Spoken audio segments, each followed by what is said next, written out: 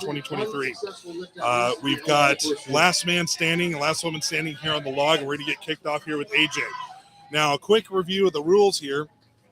All right, so the way this format works is the log is going to start out at a specific weight. In this case, it's 185 pounds.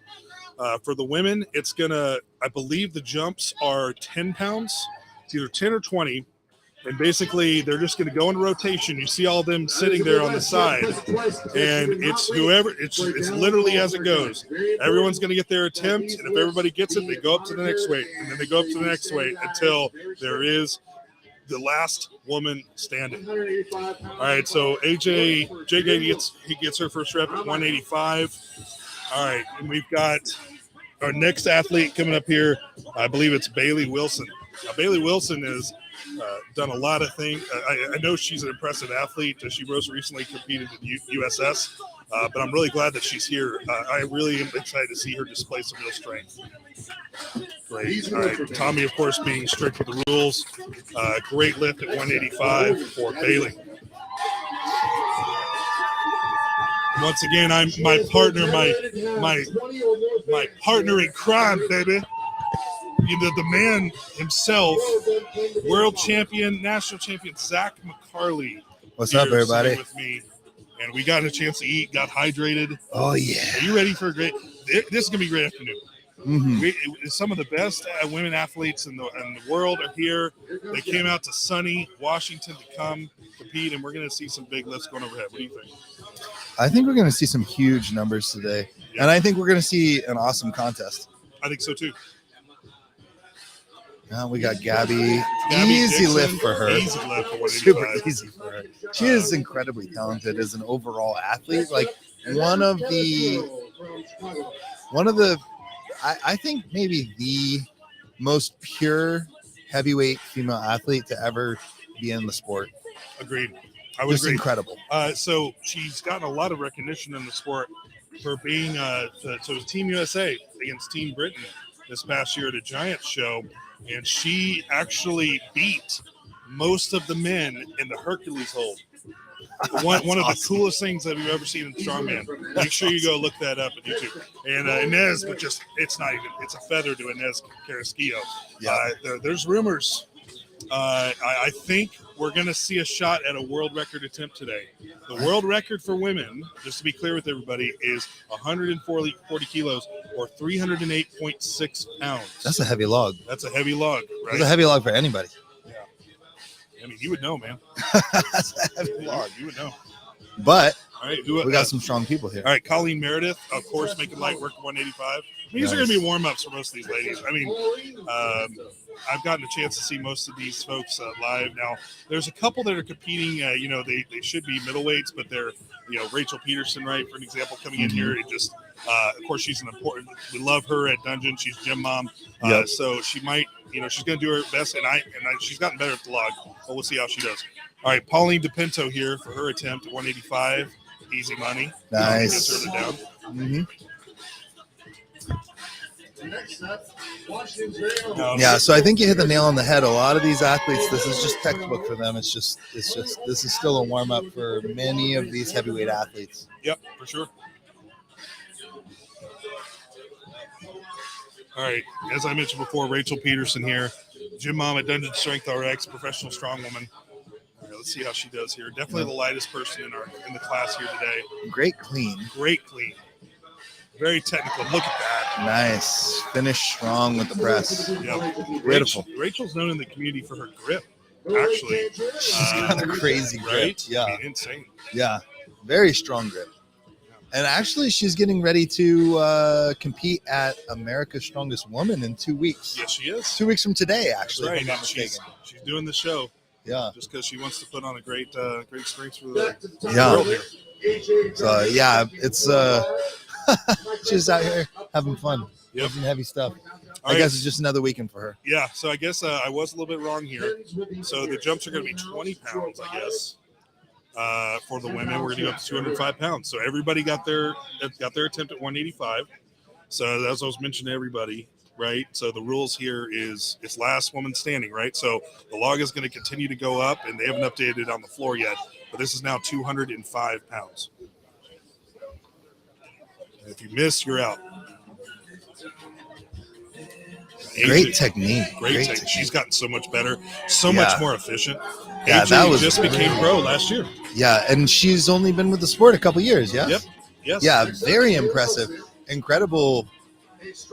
Incredible career. Honestly, like she's progressed tremendously fast.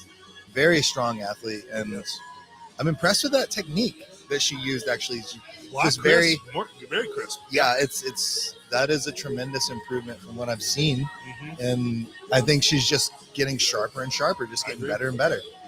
We got Bailey Wilson here at 205. Oh man, a little bit of a muscle clean there. Yep. They didn't wear out too much. Nope. Oh problem. Man, that press is so strong. That was such a great press. She pressed it and then looked at Tommy like, "Down, please, down." Yep. Yeah, the clean did look a little labored. You said, it looked like she. I think in the pro show it's a little more acceptable to give more technical feedback. I feel like in the amateur side we just like to focus more on like the introduction of it. Yep. But she has a really high lap position. She didn't really sit very deep, and that places the log really low on the torso, so it makes it so you have to roll it up higher. You don't get as much tension. You can't pull as tight to the mid torso. Yep. But you can see how Gabby has a really nice low lap position. She sits nice and deep, and she has that log right on her sternum. Yes. And then she's able to generate a lot of force with her legs and not have to curl it up, as you said, muscle curling with the previous athlete, Bailey. But Gabby with a successful lift, no problem for her. We're going to see her lifting several more times in this event. Yeah, as a reminder, most of these lifters here today are experienced. Oh, absolutely. They have been at big shows. You're going to see, to your point, Zach, a lot more crisp technique, a lot more focus. You're not going to see nerves, really. Yeah. These women have been there. Yeah. And it's a joy watching them. And I would say the Rainier, this is our third year, the women always put on the best show. As Pauline Pinto just proves that with just an easy 205 pounds. Nice. Yeah, and I think what we're going to see is when athletes do deviate from the standard technique, a lot of times there is a reason that they're deviating.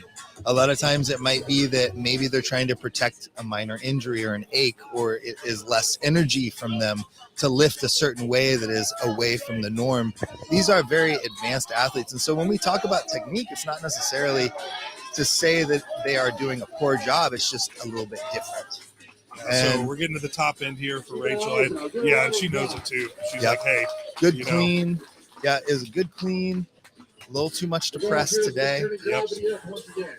And again, she'll be competing again. We'll see her again in 2 weeks. In 2 weeks. At America's Strongest Woman. So she's keeping in mind that she has some other things to pay attention to. Right.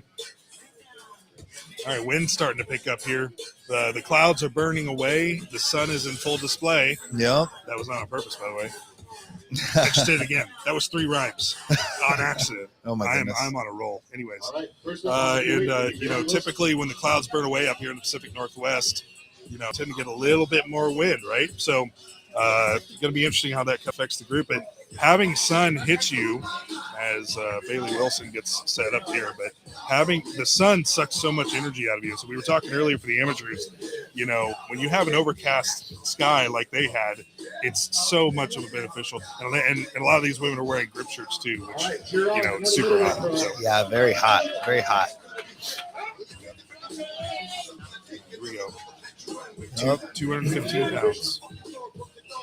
Strong. She got strong triceps. Yeah, I mean, there wasn't much help from the legs there, but those triceps finished that for her. Yeah, it looked like there was maybe even a little bit of mistiming between the drive and the press, but her pressing is so strong that she was just able to press it out.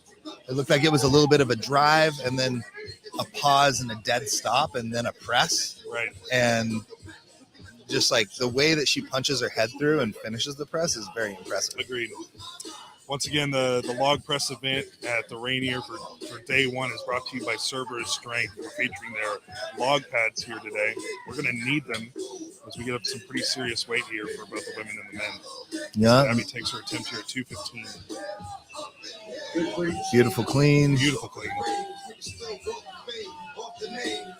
Nice Great press. press. Yep, looks nice and easy for her. You know, Gabby is one of the few that would be able to handle that kind of weight up on her chest. She tends to keep it up there for a little bit, but you know she's going through her cues and she's used to that.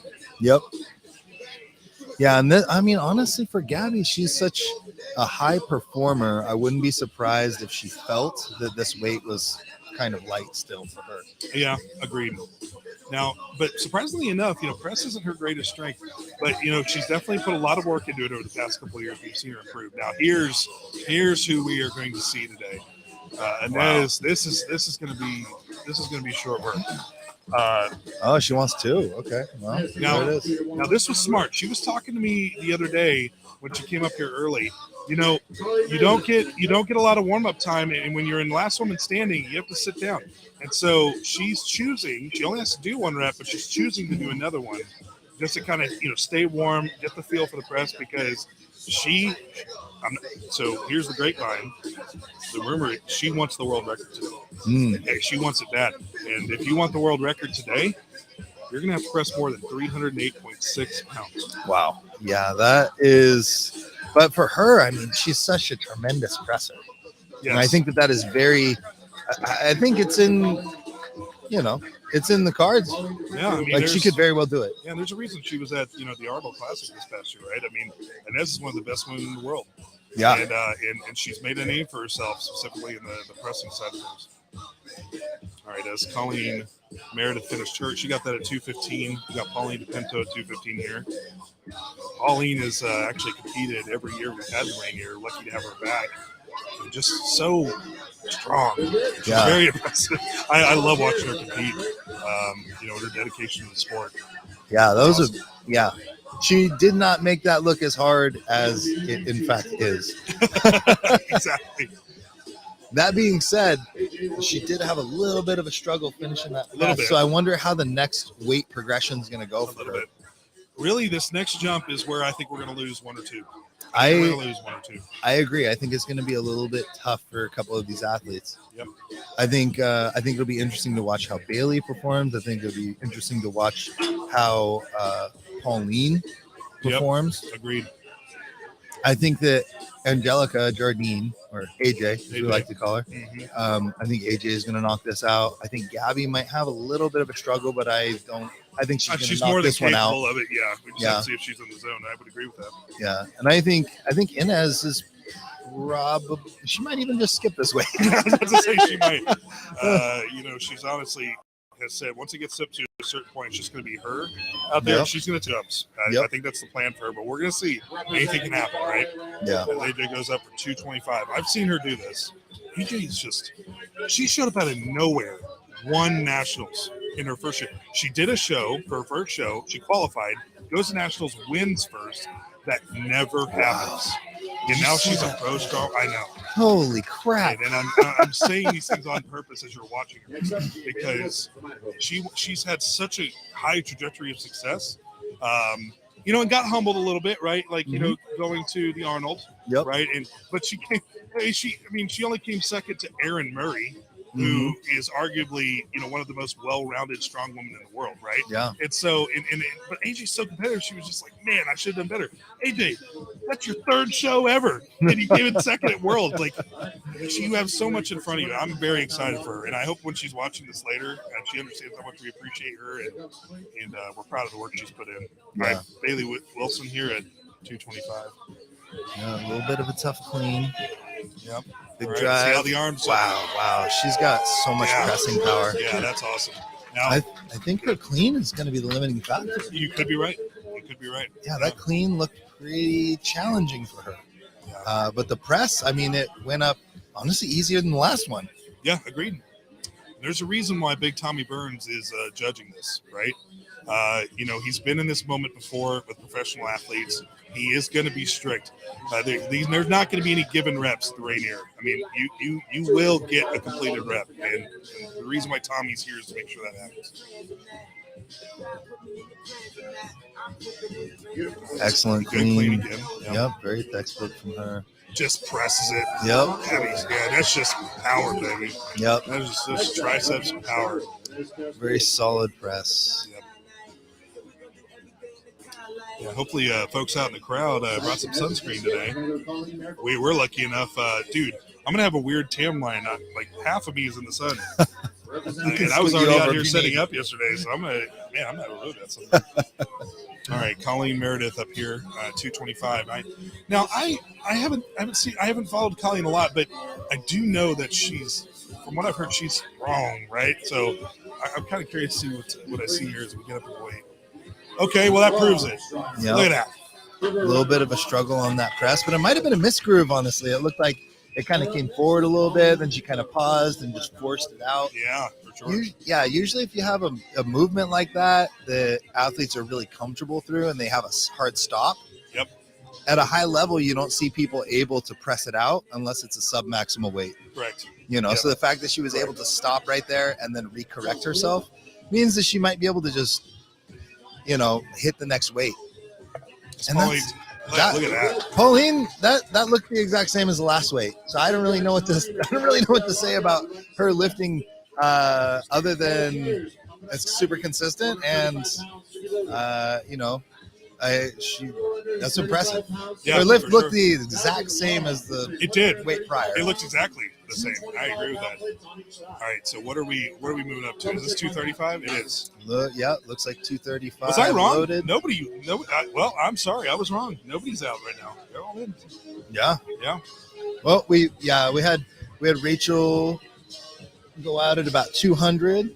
And then we still have AJ, Bailey, Gabby, Inez, Colleen, and Pauline. Yeah, we still have everybody but Rachel. Yep. Nope. All right, so now we're getting into AJ's I think this might be a PR. I'm not sure. It's either this jump or the next one that's going to be a PR for her. So she's gotten so much better at getting out of her own head. You can see how focused she is. She's like, I'm just going to go out there and do it. God, the technical side of it. She's gotten so much more technical. Look at that. Very powerful. Great grip. If the only thing that I saw in that was an issue is she's balanced back a little bit too far. And honestly, it might be that she's just a little too used to lifting on a perfectly flat surface. Right. The asphalt out here and the rubber mats that are on it is pretty flat, but it is not as flat as a normal lifting platform. So that can play games with people. A little bit, right? And that's part of strongman, right? You got to adapt and be ready. Yeah, not to mention that there is no ceiling outside. Correct. So a lot of times, people don't recognize it, but a lot of times people will focus on the ceiling as they are lifting a log. Right. And when there's no ceiling and there's just the sky, a little bit different. It's definitely different. It can throw your balance off a little bit. So we got Bailey Wilson getting on the salts, 235. Let's see how we go. Whoop, there it is. Okay. There we go.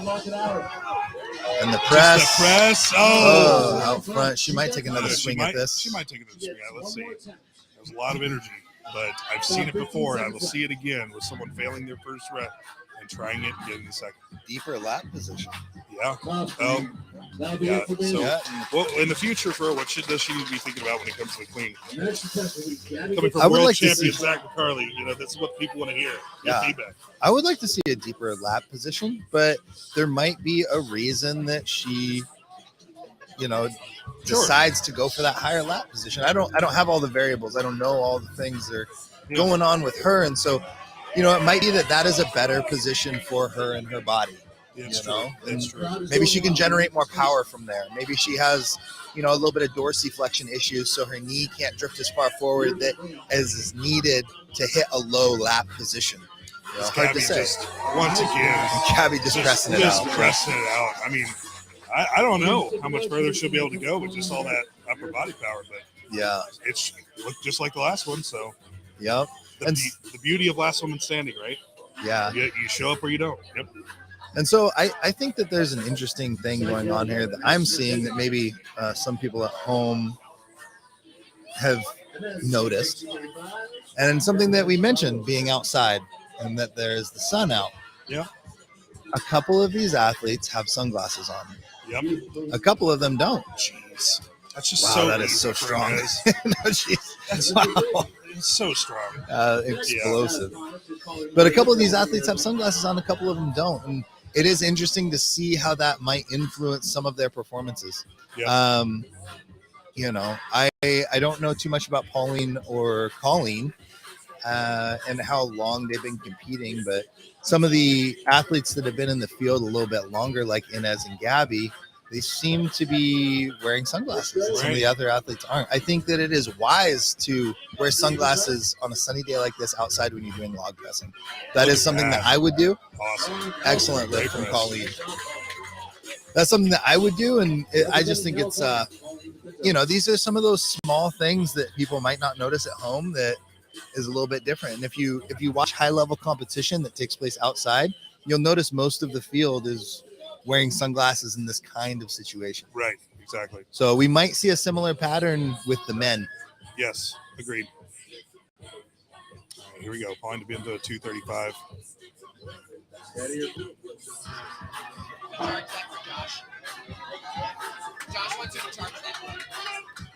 Oh, okay. Sorry, everybody. Apparently, need to charge something. Yeah, it looks like it was a good effort from Pauline.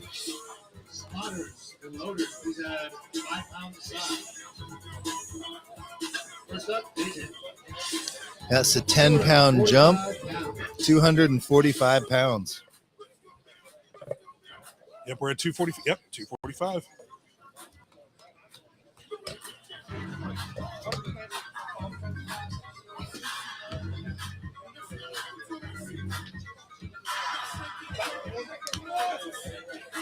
All right, Okay, AJ is coming up now. So here we go, right? And this is for me, at least as a promoter, I think there's this kind of debate. I'm going to let AJ have a moment here and then continue my thought.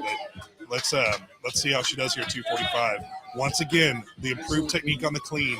Okay, now it's starting to catch up with her. She's got to get it. Wow. See, that's it. Wow. She's learning how to connect her legs with her press. Yep. She's been bad at this in the past, and she's learning that she can generate so much power. She's a former rugby player, right? And I played rugby all 4 years in college. Your legs are so important. And by the way, you try, see if you want to get tackled by her on the rugby field. I know I don't. But how she's understanding how powerful she is there, and it's translating to the rest. Yep. What I was going to say really quickly was, there's this kind of there's this discussion happening in strongman, like, strongman needs to start happening more indoors, needs to stop happening outside. Well, I've always loved the fact that World's Strongest Man is outside on a beach, like Clash is doing this. I love the elements being a part of a show, and sometimes that's right, but it adds another cool thing to strongman, me personally. So I love that we're out here in the sun enjoying a beautiful day and watching.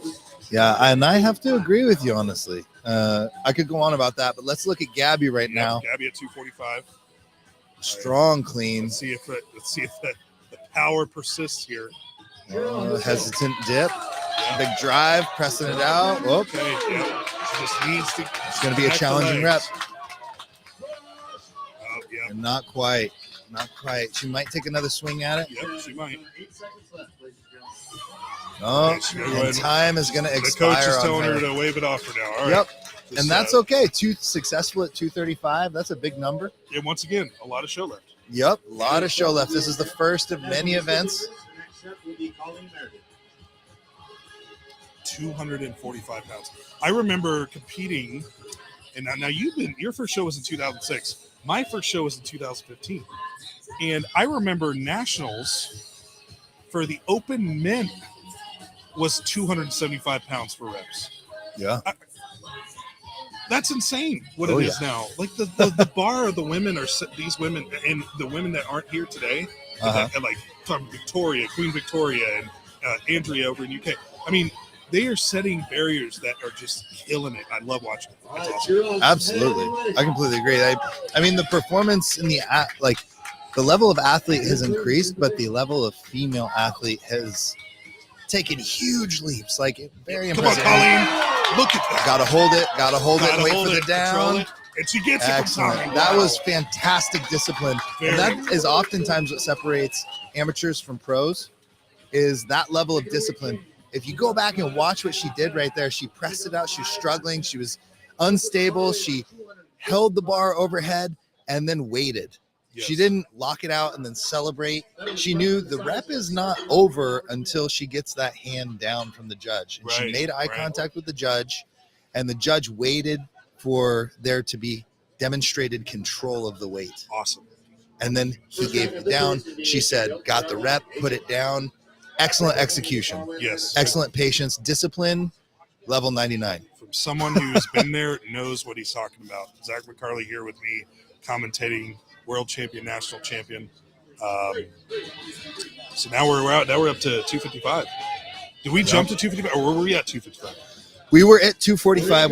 We've just added the weight. We are now at 255, and it's so AJ's about to go here. It's so important for her to remember why that last rep happened. Yep.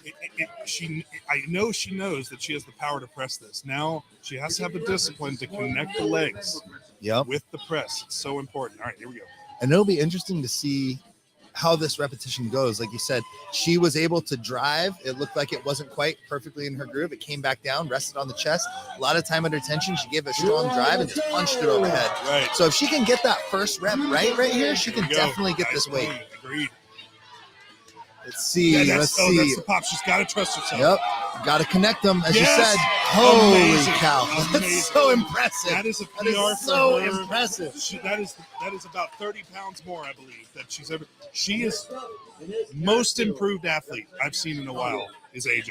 Her That's technique, awesome. her technique has improved tremendously. It's great. Then those numbers have gone along with it, and very impressive. Very, very impressive. Yes, that was great. All right, so now we're all right. The field is starting to get a little smaller here, buddy. Mm-hmm. Yeah. So the last weight, the 245, Inez decided to skip that weight. Too light for her. Too light. Too small of a jump. Too light. She wants more weight. So now here's 255. Inez is a very technical lifter. You're going to start seeing her jerk here. Wow, that is a quick clean.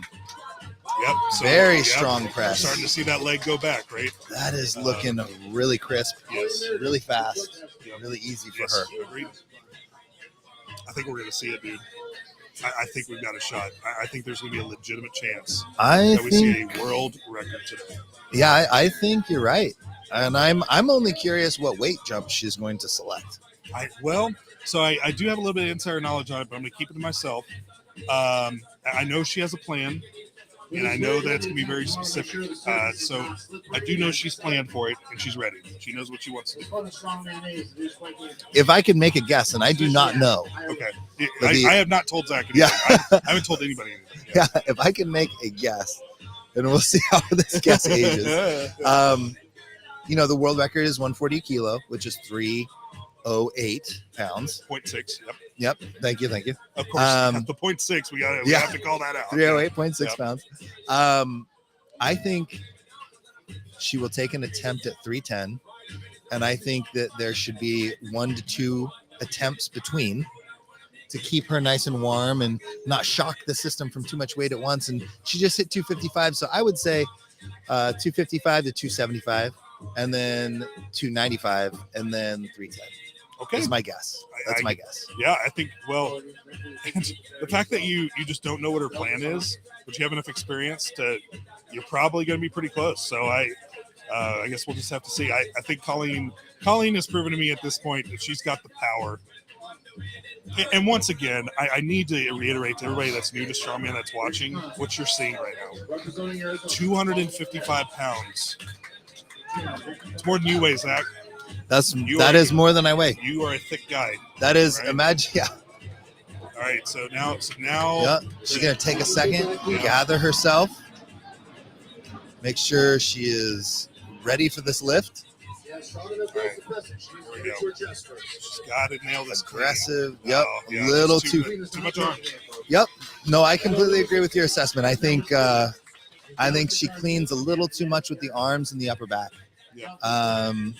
And that might work. I mean, even here's the tricky part, right? This is a max lift. And in this sport, there's so many ways to test even a single discipline. Yes. You can do a log press, but you can do it for maximum repetitions with a lighter weight. Right. You can do it for maximum weight with a last man or woman standing like we're seeing now. Sure. You can do it for a series like a 4 logs, quickest through, like a race.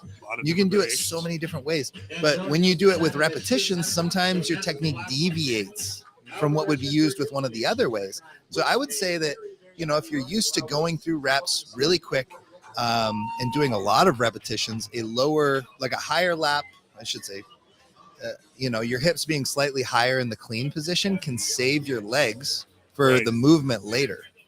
And it can distribute a lot of the work to other muscles like the upper back that don't get worked as hard in a max. Right. So, the athletes that are deviating technique, they could be deviating technique because they are more tuned to more of a repetition style of test for the log instead of a max. And the athletes that have a really deep lap position that are working like perfectly, maybe they're more tuned to a max lift like this one. Right. Great call out. Now, is there anybody else besides Inez right now that's still going? Was Colleen the last one? AJ made her last weight, and I think AJ has bowed out. AJ has bowed out. Yep. So she made 255. Colleen missed 255. AJ says, you know what? I'm going to walk away with that PR and the second place in this event. And Inez, go for it. Here we go. So we're about to see the climb. And so far, you're calling the ladder, my friend. Well, I was wrong. No, it's 270. I was wrong. I said 275. I said 275, 295, 310. All right, here she goes. She wants 275 pounds. Beautiful. Look at that. Incredible. So, and Inez has gotten so great as a technical lifter. There are very few athletes, both men and women, that are able to jerk a log. And the amount, and you're the expert here. I'm going to let you speak to that as she's going to take her own timing in between these lifts, and so make sure she has the energy. But I'm going to defer to you on the type of effort it takes to be a technical, because you're one of those technical lifters I know. Yeah. And how does that translate to being able to jerk on a log?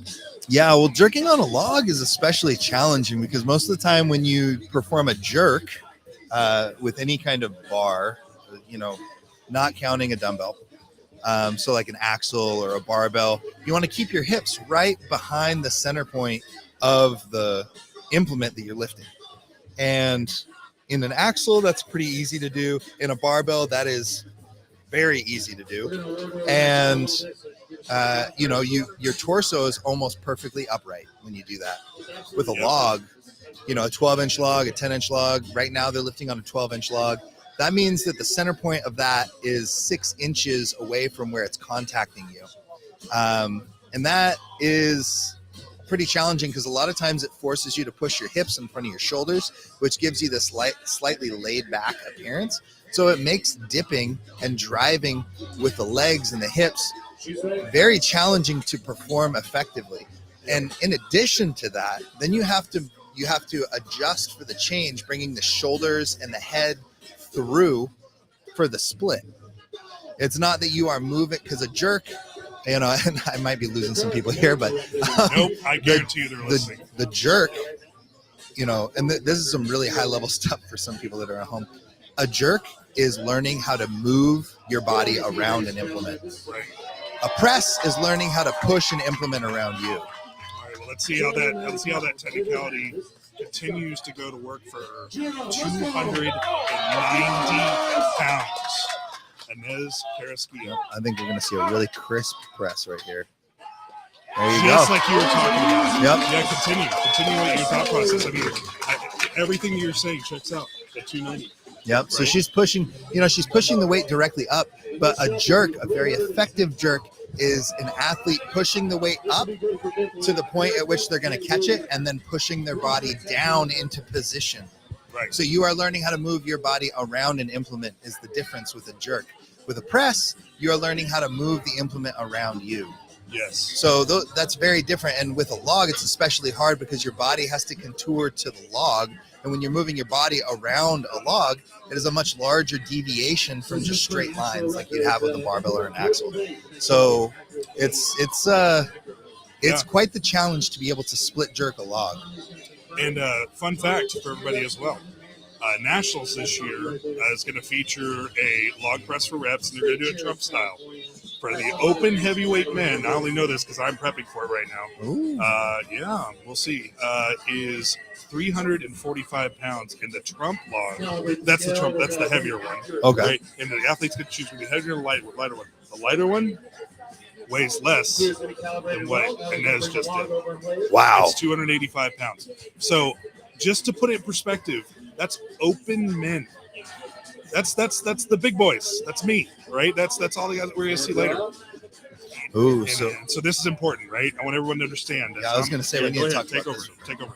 Well, so we see some of the loaders and spotters grabbing the log and taking it off of the crash pads, and what they're doing right here is they've actually brought out a scale that is at the same scale that athletes were weighed on. This is a calibrated scale. It is extremely accurate and precise. And what they are doing is loading up precise change plates up to a weight that can be verified by this calibrated scale. So I would wager that they're jumping to a world record right now, because there would be no other reason to weigh it. Yes. So now, I can go ahead and share it now. I do know that she was going to jump from around that 290 and she was going to go straight to a 310. Now, I think they're going to play it safe. We actually acquired these small change plates 2 days ago. Oh, nice. For this specific reason. Very nice. So that they would have, if they got to this point, that we would be able to go to 309 or 306.8 if she wanted to do it. Every half pound matters, right? And so we acquired those just for this conference. And so very nice. Excellent. So what's the number here? We will see when they flip it over on the. Okay, so it's done. What does it weigh? Let's see. I can't quite hear. So this is the announcer saying it is a world record attempt. Yep. Tommy. No. Let's see. No, and they're flipping the chart right now. So it is 310. Okay. All right, so they did go right even at 310, and Lucas wouldn't have done that if it wasn't. Yep. Here we go. World record attempt at the Rainier Classic 2023.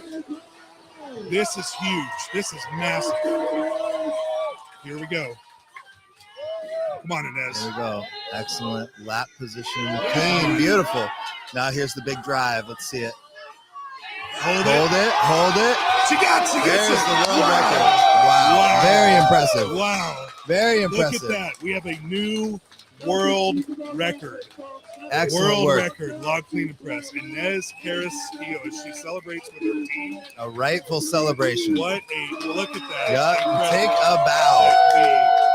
The most weight lifted by any female in this discipline. Unreal. In history. What a pleasure it was to see it. A pleasure with you, my friend. Yes. That's so awesome. Man, she is so strong. Yes. And that's incredible. What a great moment for her and for how much she has worked. And truly one of the great women in the sport right now.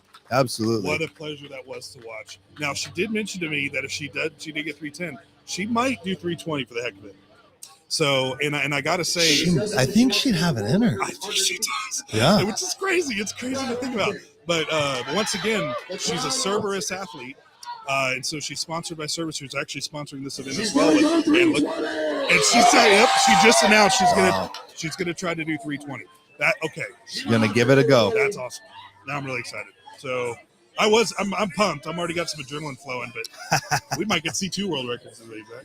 Yeah, that's awesome. Very impressive. Yep. So now she's going to attempt to make her own world record. How cool was that? I mean, what's your feedback on that lift as they do the calibration and make sure this is on point? Again, these are very tuned athletes that we're dealing with. And so some of these deviations from the ideal technique might be in compromise to a greater performance ideal. Right. So that whole like max versus high repetition technique change that I mentioned earlier. For her, what I'm seeing is from a technical standpoint, and I want to be very clear to not take away from this performance in any way, because it is not meant to. I mean, that was a world record. Right. The most any woman has ever clean and pressed on a log. Correct. But what I see is her split is rather shallow. Interesting. And her hips do not move down very much in the catch overhead. It might be a shallow split intentionally to create more stability. It could be that, that stability is lost when her hips drop more. Right. But what I see and then what I think about is if she could find another 5 or 6 inches of depth to drop into and stabilize that overhead. 321.4 is what's on the log right now. 321.4. Incredible. Yep. Or if she could 320.4. I apologize. I just saw it on the monitor right there. 321.4. Okay. Right. If she could find another 5 or 6 inches of depth to dip into with the hips and still stabilize it overhead, she might be looking at 350, 360. I'm nuts. Serious. We're talking 10%. That is nuts to think about. Additional 10%. Thanks for sharing that. Yeah. Thanks for sharing that. That's nice. Okay. So that's what I see. But she might, as an individual, lose stability in that position. Right. So, here we go. What we want to see now is a 321.4 pound log. Let's find out. I love it. There's a lot of electricity here. The crowd's all standing. Everyone is standing here. There's no one seated except 321.4. Here it is. Big clean. Great clean. Big drive, and she's going to have to stabilize. Big drive. Hold it. There it is. That is a big world record. That looked the same as the last one. Wow, very impressive. That's so impressive. That is incredible. That is 3. Okay. Yeah. That is incredible. That is so incredible to see. What a joy to be here and to witness it. Yeah. She's worked so hard to work on that technical side. And her strength coach knows what he's doing when it comes to, how to appropriately translate great technique with strongman implements. But, it really comes down to her. She's the one that put in the work and put in the grind. Yeah. Congratulations, Miss. I think it's important to note as well that most of the time when a world record is broken, it's only broken by a pound or 2. And it's just the nature of the thing. Like a lot of times people will set a world record, we'll say at like 165 kilos. And someone will say, oh, I'm going to do 165.5 kilos. And then it's a world record. Right. In this case, it was 308.6. She went up to the 310. The 310. Pretty small jump, conservative. That's what you need to do for that. Yep. And was fortunate enough to have a contest in an environment where the promoters and everyone involved say, if you want to push it as far as you can, we are here for it. Absolutely. And so huge shout out to all of our sponsors and the promoters and everyone involved in this, because, she was able to come back and say, you know what, I want to push that record further, and I don't want anybody to even be close. I'm going to bring up the record by 13 pounds today. Not a half kilo, not a single kilo, like almost, like 7 kilos. Yes. And for in freedom units, 13 pounds. Yep. Not a pound, not 2 pounds, not any of that chip weight. Like legitimate plates. Totally. So super impressive. I just, huge respect on that. I think it's really cool. But 321.4 pounds. Log clean and press on a 12-inch log, the new world record for women, set by Inez Castillo. Yep. Carrasquillo. Sorry, I think you say the name much better. I apologize, Inez. No, Carrasquillo. Okay. And we're going to be transitioning over to the men in order. Looks like we will be seeing. Here's my baby. Ooh. So I brought this in. This is my birthday present to myself. Nice. That's nice. This is a Pro Series Slater log. 8 that's feet. Awesome. It by itself, it weighs 252 pounds by itself. Oh, I'm so jealous they get to lift on this right now. Hey, guess what? You get to have it. You can use it all the time. Yeah. I'm breathing heavy. But, once again, this is strongman. It's so cool just to have weird stuff. And Steve Slater and his son Landon have done such a great job on these logs, and they are working hard to try to make it their creations that they make for world-class shows available to more people. And we're lucky to have one of his here today. Great job on this. Came in here about 2 or 3 weeks ago. I'm glad we could feature the show. I will say that I've gotten a chance to clean it. Pressed on it a couple times. And you know this. I was set to compete here today. I really wanted to. I hurt my knee a few weeks ago in a competition, and I'm trying to get ready for nationals. And so, and I'm older, man. I just don't have the body durability as I used to have. But I was so excited that these guys are going to get a chance to lift on this, because these are the logs that you're going to see Steven Slater type logs in bigger shows like the Arnold Classic or World's Strongest Man. Yeah. And now we get to see it for the first time at the Rainier. Yeah, and these are really fun logs to lift, and I want to announce the athlete order real quick, Sure, and then if ahead. we get a little bit of time, I want to get into some of how this log is different. What a great group of guys. Than a traditional Sounds steel good, log. buddy. Yep. But first up, we're gonna have Joe Stella, and then we're gonna have Joe Stella is out of Portland, and then we're gonna have Josh Hatfield after that, then Taylor Gone, and then Alex Kelly, Christopher Olive, Kenny Nichols, Justin Roy Harmon, James Erdemans. I'm going to let you finish them up. It's all right, guys. I'm hurting everybody's ears. He's Jasper Haney, David Fufal, Zachary Price, Morgan Hill, massive man, by the way, and Big Sturge Anderson. And then Joe Stella is, of course, with Kabuki Strength, strongman coach there. Joe is an impressive man to look at, man. He competed at OSG this past year. He told me he was dealing with a little bit of an injury, but he looks good, man. He's gotten a lot more healthy, and I'm really excited to see him compete at a higher level this year. Yeah, that looks so easy for him. I mean, and right now, if I'm not mistaken, we have 332 on the log. He just comes out and just snaps it up, cleans it, and just that's right. Press. So the starting No weight, biggie. that's important. So that the starting weight is going to be around 330. Now this is it's a special log, right? It weighs something on its own. So they're going to start at 332. All right, we got Josh BFD Hatfield, really good friend of mine. He was one of us up here training, and he got his pro card while he was up here at Dungeon. And now he's moved on. He's been touring the country, but excited to have him here with us. Absolutely. And have him back here for a few days. So have him back home. I can trash talk him a little bit. Yeah. We have our own love language, and it's a lot of degrading comments, but it's out of love. Yep. All right. So, we got Taylor Gone, who's actually Josh's coach. And Taylor has gotten big, dude. He's put on Taylor, I'm sorry if I get this wrong when you're watching this later, but probably 40, 50 pounds. I saw Taylor, and when I saw him at OSG coaching Josh this past time, I was like, wow. He's just simply put on size. He's ready to compete, so he's put in a lot of effort. All right, let's see how he does here.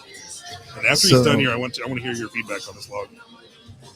Yeah, it looks like Lucas Hatton, who you mentioned is a top level national and world level guy. Yep.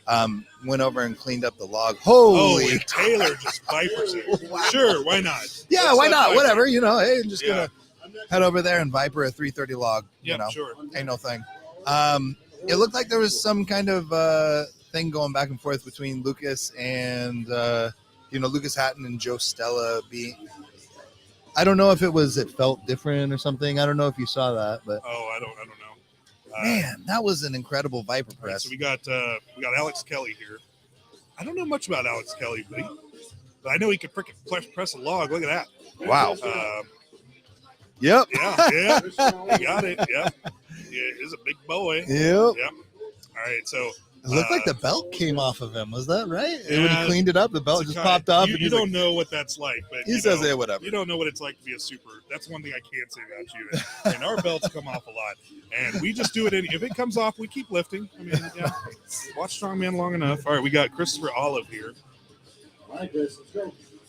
332 pounds. Look at that Viper sunglasses. All right. Great clean, good position, elbows stay up, strong press. From a technical standpoint, that was a beautiful press. Yeah, I would agree. Yeah, that was a great clean. His log position on his chest was beautiful. His elbows stayed up in the dip and the drive. There was no bobble right there. It stayed very stable. He was able to effectively get a lot of leg drive into the log. I'm in love with that technique. Yeah, for sure, dude. Yeah, you made Zach McCarley happy. Yeah, that was that means something. That was a really good dip and drive. All right, That's fantastic. So now we got Justin up, right? Justin Harmon. think so. Yep. All right, Justin. 332. Great. I mean, this is our largest class coming in this year. We got, I think we got 13 competitors. And, all right, so we got a big clean here.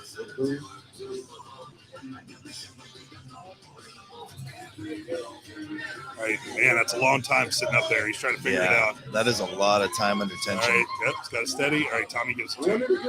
Yep, that was like 5 seconds. That was a lot of time. I don't know. I mean, sometimes when you clean up a log like that, maybe he didn't get a good set of warm-ups. And he cleaned up that log and he didn't make it look too hard, but some of the things that he was doing indicated that it was challenging for his body. So maybe his body was just kind of waking up. Yep, you know, sometimes when you clean a log like that and you haven't lifted in 15 or 20 minutes, you can get a little bit of a feeling like you're going to pass out. Yeah, for sure. James Erdman's here, 332. All right, got to steady his feet. That Slater log, 8 feet long. It feels. I pressed this log, and it just you have to get used to it, man. You know, it's just got to get used to it. Holy crap! Yep. Hold it!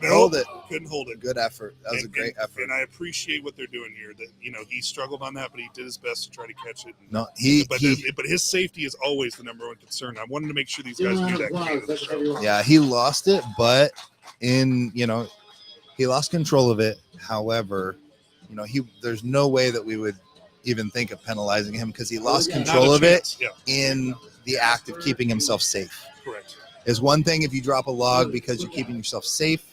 It's another thing if you get a successful lift and you throw the log towards the judge in celebration or in protest. Correct. Exactly. That's a totally different thing. Exactly. These guys are strong enough to do it. Now, Jasper Haney is one of our local boys, a good friend of mine. He has been working on his press. Great. He's got to lock it out, though. Yep. Ooh, that looked like a tough spot. It looks like some of these guys are starting to lose this log out front, and I wonder if that's what was mentioned to Lucas Hatton. Was people are saying maybe it felt a little off balance or something. Well, I mean, that's the beauty of a wooden log, right? I mean, and that's why I love it as a strongman implement. There's no wooden log ever that exists that's going to be perfectly balanced like a fabricated metal log. Yep. And that's why it belongs to the strongman. Yeah, and I mean that would be a perfect segue to talk about the differences between wooden logs and metal ones if we didn't have an excellent athlete about to snap this log straight over his head. We got David Fall here.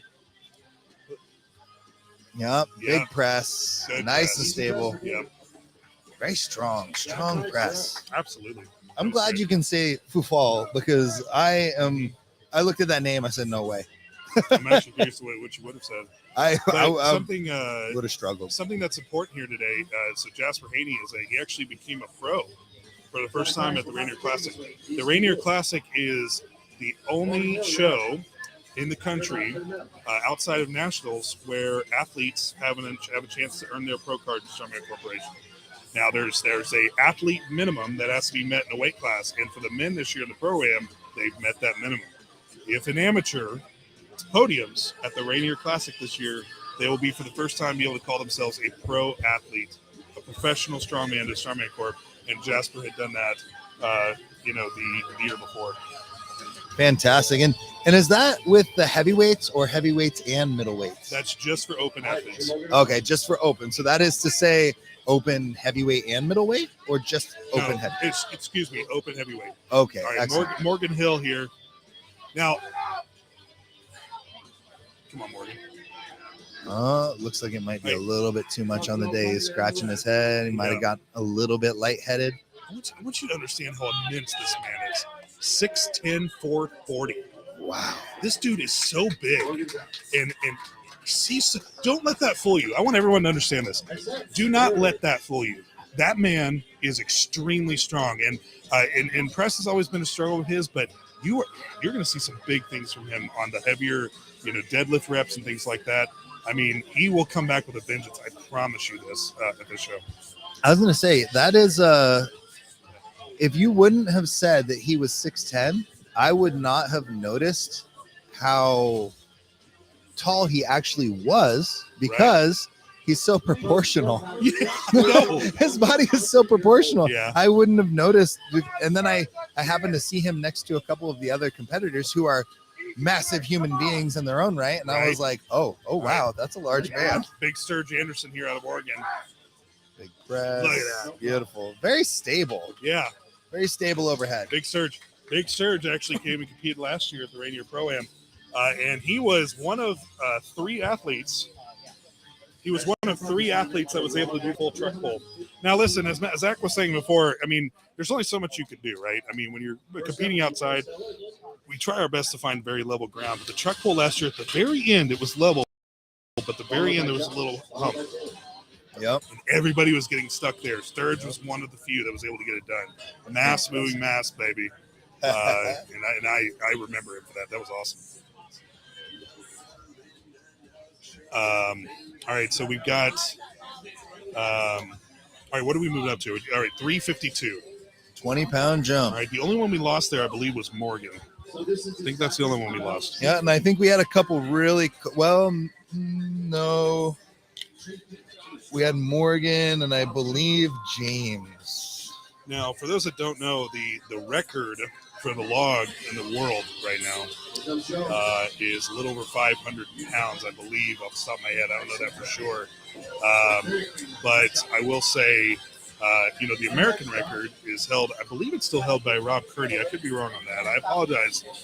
Put your comments and let the executive producer know about this. But and I believe it's like 470 or something close to that.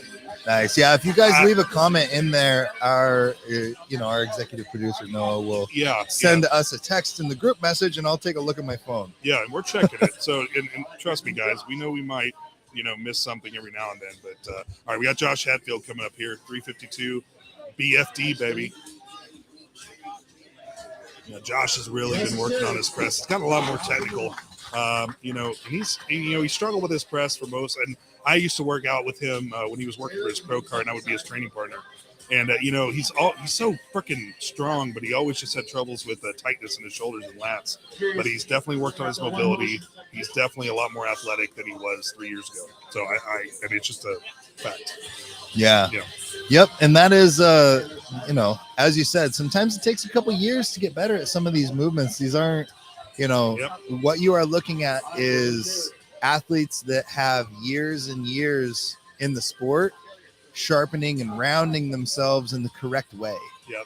All right, Taylor tried to viper again. Tried to viper a 350 and Lucas was talking trash to him. Lucas was like, "You gonna do it again?" And so Taylor gets him a little punch, before he goes. Now, I don't know. I love that. That's awesome. Yeah, and that's how the sport is. Some of your most fierce competitors are also good friends. Yep. We like to joke too. Right. I mean, it's a component of all of the athletes' lives, but it's not necessarily what your life is all about. For sure. So I've got a great team here. They noticed that I was baking in the sun, and so I've got my team here trying their best. They're trying to give me some shade. And thanks, guys. I really appreciate it. All right, so we got Alex Kelly. Made 332 look pretty easy. And just tricep power, baby.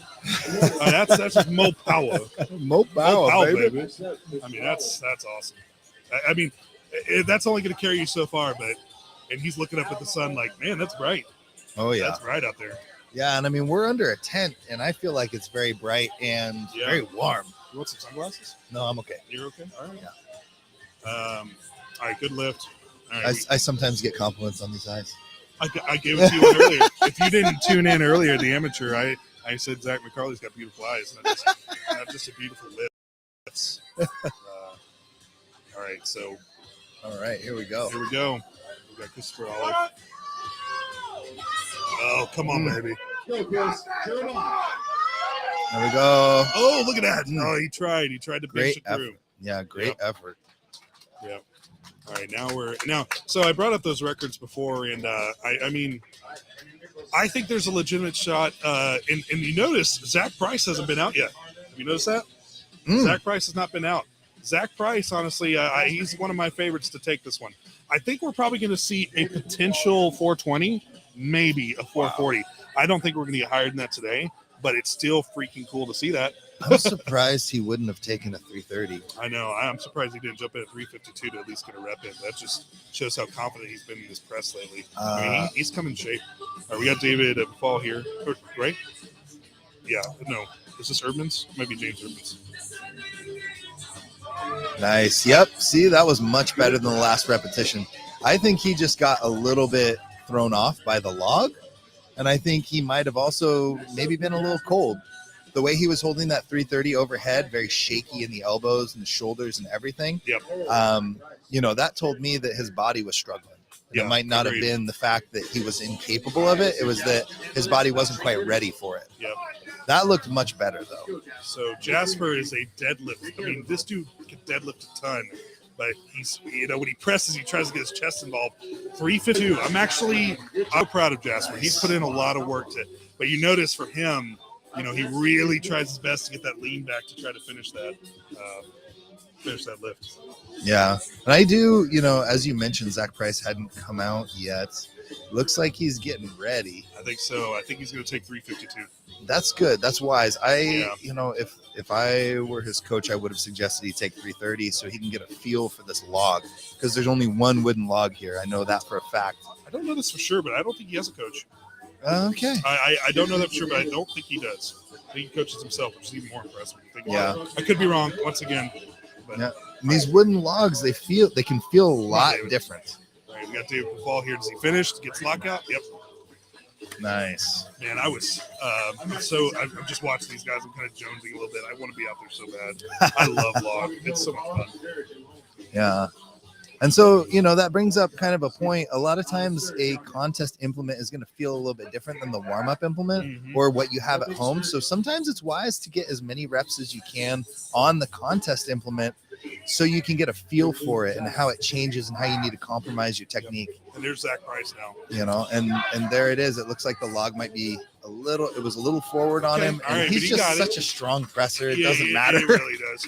And I will say this. I mean, we worked really hard to make sure that, for the pro-am athletes, they've got warm-ups and they're ready for the event. We let the men take multiple reps on backstage. Okay. So yeah. they have felt this log. Okay, that's they're really not helpful. just doing it for the first time. So Zach probably did that because he saw what it felt like at 300 maybe back there. Mm-hmm. But I think you just mentioned it, right? Like, that was risky. Yeah, that was very risky. Because if he would have missed that, he would have went home with a goose egg. 0. And then you can't do that with this class. No. All right, come on, big surge. Oh, such a powerful clean. He almost knocked himself out. Come on, Surge. 352. Look at that power. Wow. Big Sturge out of Oregon. Big man. Big man. Yep. Oh, wow. That was a big man. That was a big boy.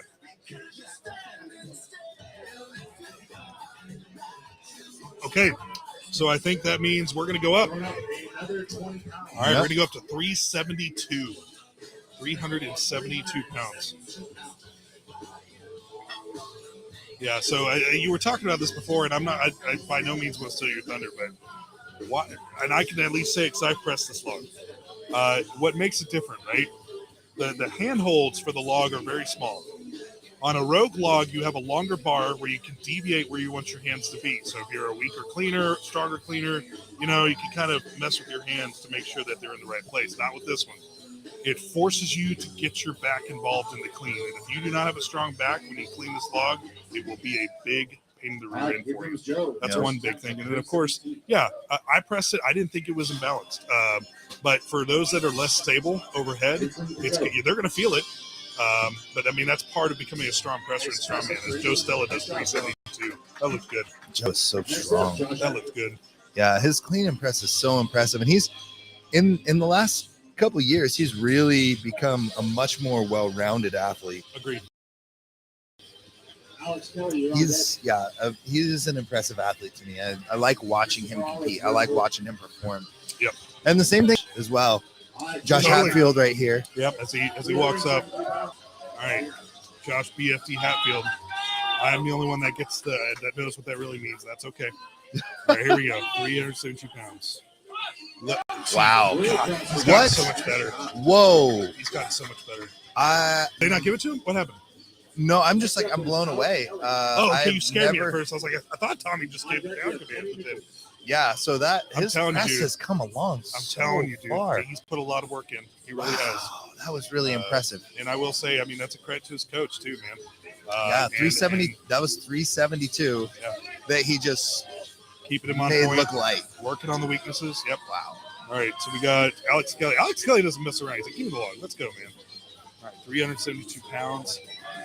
Oh, so close. A little You bit got out to get front. that head through Yep. and lock it out. Right, here we go. Tip number 2. That's a lot of energy. Gotta push that. Gotta hold it. Tommy gives it to him. Okay. I'm happy for him. Yeah. I'm happy for him because Yeah. I hate to see athletes have to lift it twice. Yes. But man, when they make that second lift, I want them to have it so bad. I know. Like I want I know. them. I just, even if you don't get the down call, but you lifted it twice, I feel like you should get it. Absolutely. I'm like, come on. Yeah. Come on. You put in the effort, man. Yeah. Give it to him. Yeah. Well, and we're excited for the pro-am side of this as James Erdman gets. This is Christopher Olive, right? Because Alex Kelly just went. Yes, I believe so. Okay, so at 372 pounds here. Taking a little bit of time on the chest, pressing. Hold it. Tommy gave it to him. All right, Excellent. Great Very lift. impressive. I think we're starting to see the axis here. Yep. I wouldn't be surprised if a couple of these guys decide to pull out and save their energy. Sun's out in full force, right? Yep. What do you think? I would say with the last 2 athletes, I would probably call it. Even though that's real painful to say with Alex, because he did 2 repetitions. That's true. You know what I mean? It seems like if you can double this, and you I'm should sorry be if able I'm getting the name wrong. So I just can't remember here. All right, so that's what I was talking about before. I knew that was going to catch up to Jasper, but Jasper has improved a lot on his pressing. Absolutely. 375 is nothing to scoff at. I mean, that's an incredible prep. Like that's incredibly heavy, and 352, like that's a fantastic lift. Agreed. I need my team. I need an update here, guys. So who is that? The guy that went before Jasper there. I don't want to get his name. Drop by and let me know. That'd be great. All right, so we got. All right, is this Zach Price? No. I think that's David. I think it's David Pufal. It is David Pufal. Yep. Wow, great. Excellent. Great strength. He stayed locked out. And here's Zach Price Zach coming. Price to finish it out because Sturge. No, Sturge. I'm having so much hard time keeping everybody in line. It's okay. It's okay. Fine. Sturgeon will be up after Zach Price. All right, here we go. Zach Price. All right, 372 pounds on the Slater log. And big drive right here. Wow. Oh. He let it down too soon. Gotta hold it. That's why I Gotta love hold it. Tommy Burns. He's going to make you. He wants to make sure you have a full. Okay, good job, Tommy. And that's Very why he's impressive. here, man. And he understands that how big these lifts are. And Yep. there's money on the line for these guys, and Absolutely. as well as a pro card. Yeah. These No better be gifts. strict. No ifs. There's no gift here. Yeah. It These will not lifts happen. are not gifts. And attaboy. I'm so proud of you. You're a wordsmith. Urge Morgan.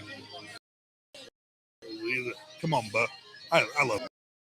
He has a podcast, Big Boys. I can't remember it off the top of my head. It's like Big Boys podcast or whatever. But, Nice. He and his do it. It's such a cool podcast. Nice. Yes. Wow. Dude.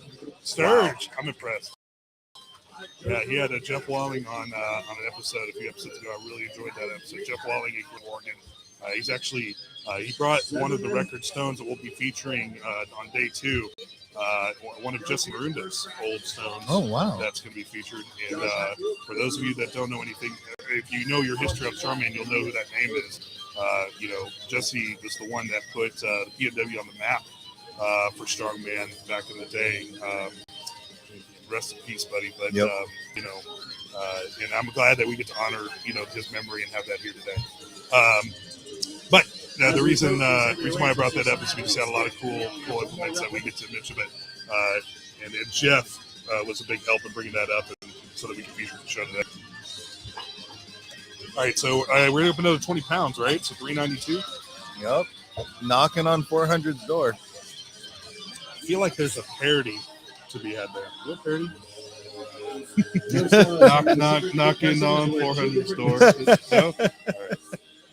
All right, don't stop watching the stream just because of that. They're like, I'm done. I'm out of here. Yeah, that's it. Yeah. All right, 392. 392 pounds by Joe Stella. This is a big lift. Yep, and very doable for Joe as well. That was good discipline. Yeah, That's great discipline. Joe's been around the horn, man. He understands. He understands the experience and he doesn't mess around. He cleans it. He presses it. Yeah, and you know the fact that he was able to hold it overhead right there and then make eye contact with the judge and keep that discipline. I think that is something that some athletes that are, even some pros are missing, and we've seen that twice, or at least once this session with these men. We're going to really find out if Josh has worked on his mobility with overhead. Josh, BFT Hatfield, 392 pounds. That is such a crisp clean and straight to the press. Holy cow. Yeah, it's okay.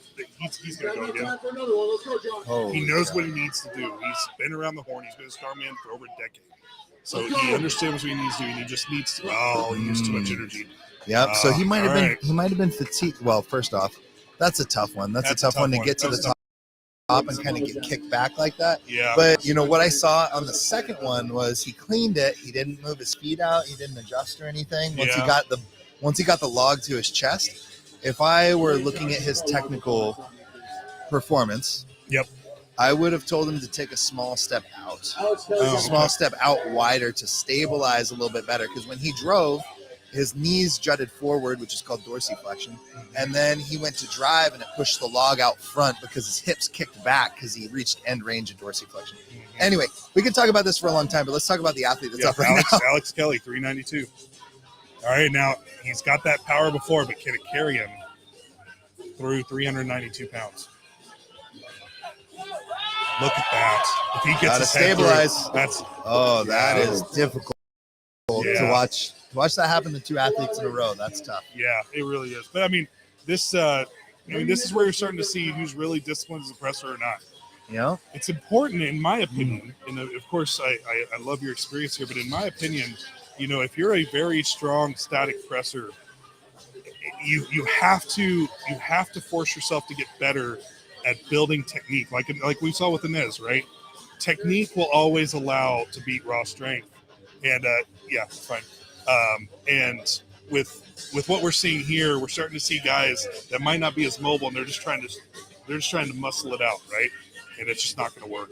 Yeah, and you said that shoulder mobility, or at least that shoulder girdle mobility, having the proper mobility to, in the pecs and the triceps and the rear delts and the lats to have an implement overhead and then have your head through and display control while you're fully extended or locked out. That's what the judge is looking for. You can't have the head leaning back. This is not an incline press. It is a log press. Yes. And so you really have to have your head through and ideally eye contact with the judge. And if you can't do that, odds are you will not get a down call because you are not displaying control. Right. Exactly. That's a great point. Yeah, you have to be in a position of control, and to be in a compromised position is not in a position of control. Right.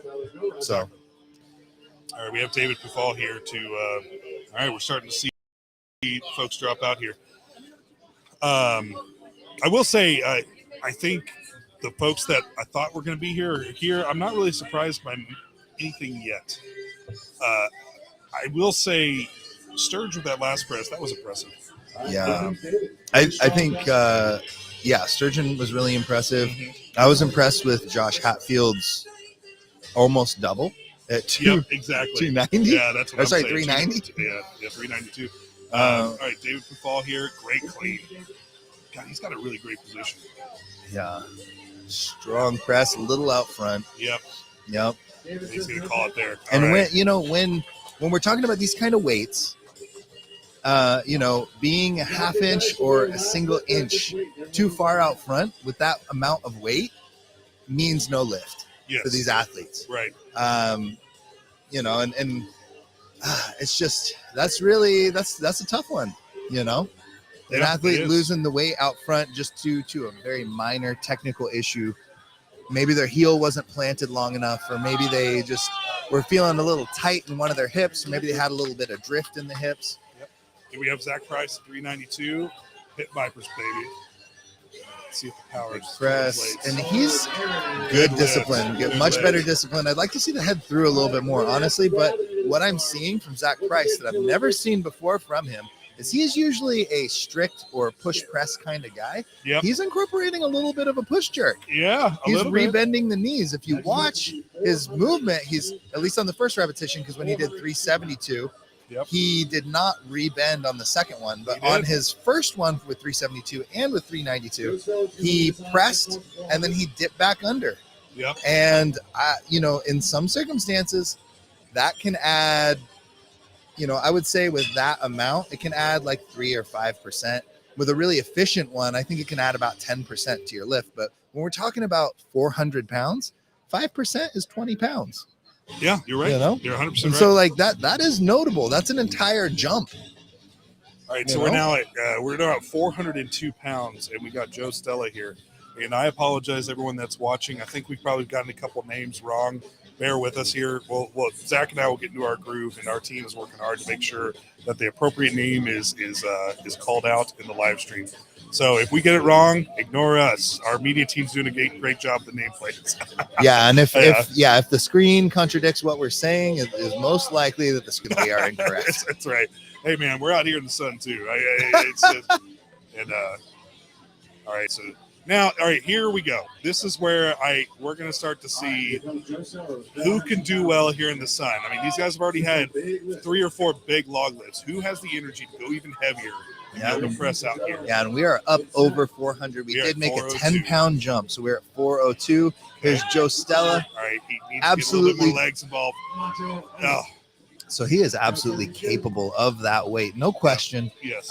But you know, we are in contest condition. Correct. You know, and sometimes contest condition means you've already done 6 or 7 lifts, and maybe you're a little tired because you know you're a pretty big guy, and you've been in the sun for an hour. And apparently, if you're Zach McCarley, and then you're just you can just keep going for days. Didn't you just do a workout the other day where you took like 200-pound farmers for like 600 feet or something like that? I was like, what are you doing, man? Yeah, the sicker the better. You know, like I'm just trying to get some sick lifts over here. Yeah, you and I have a very similar way of looking at working out. I mean, it's and you're a little bit more intense than I am, but I think sometimes kind of people think we're a little bit masochist when we come to working out. But you know, I'm a big component of making it harder. Like everything in the gym, making it harder, because you work harder in the gym, you'll do better in a show. Mm-hmm. And to me, and I'll go ahead and just say this: I was actually for the amateurs, I was against taping the logs.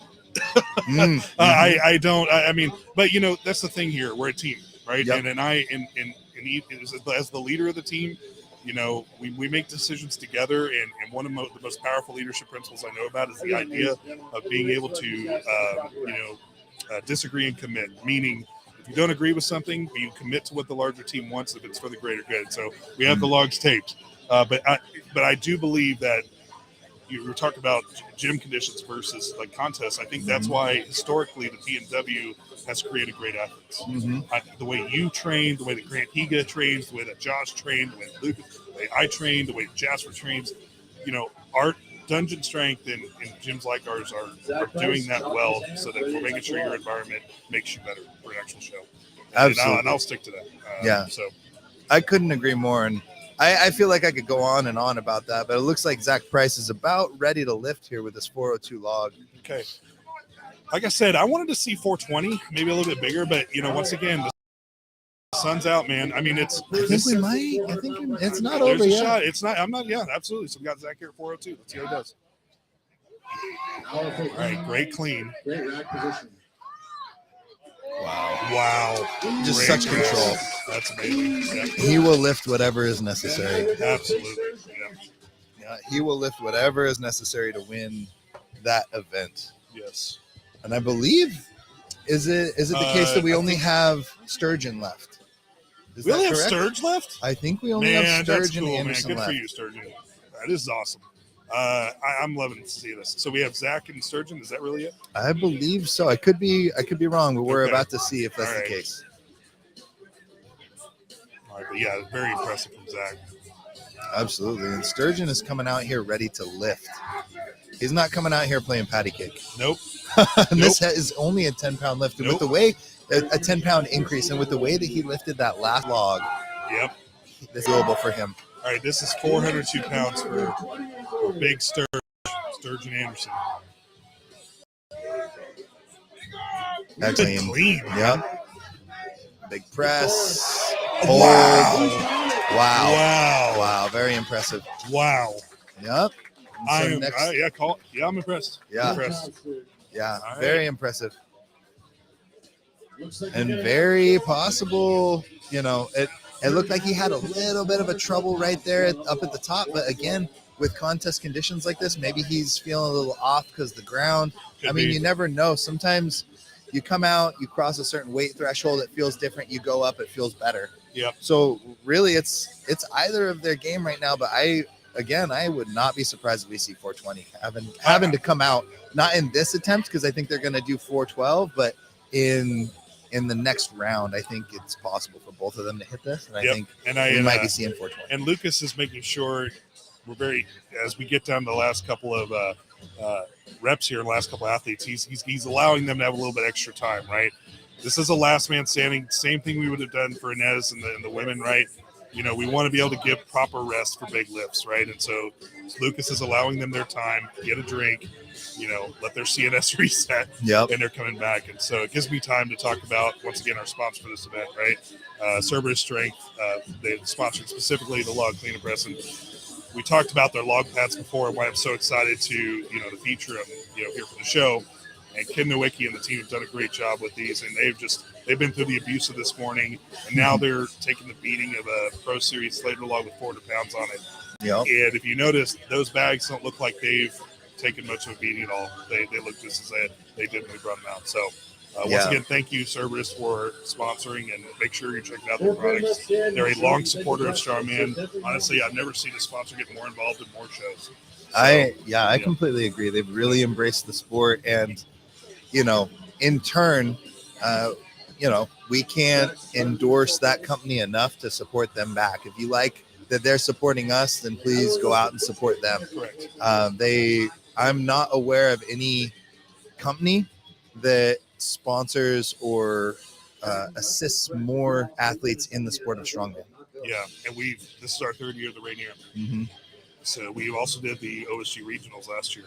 Dungeon and our promoted shows with the Rainier and with others.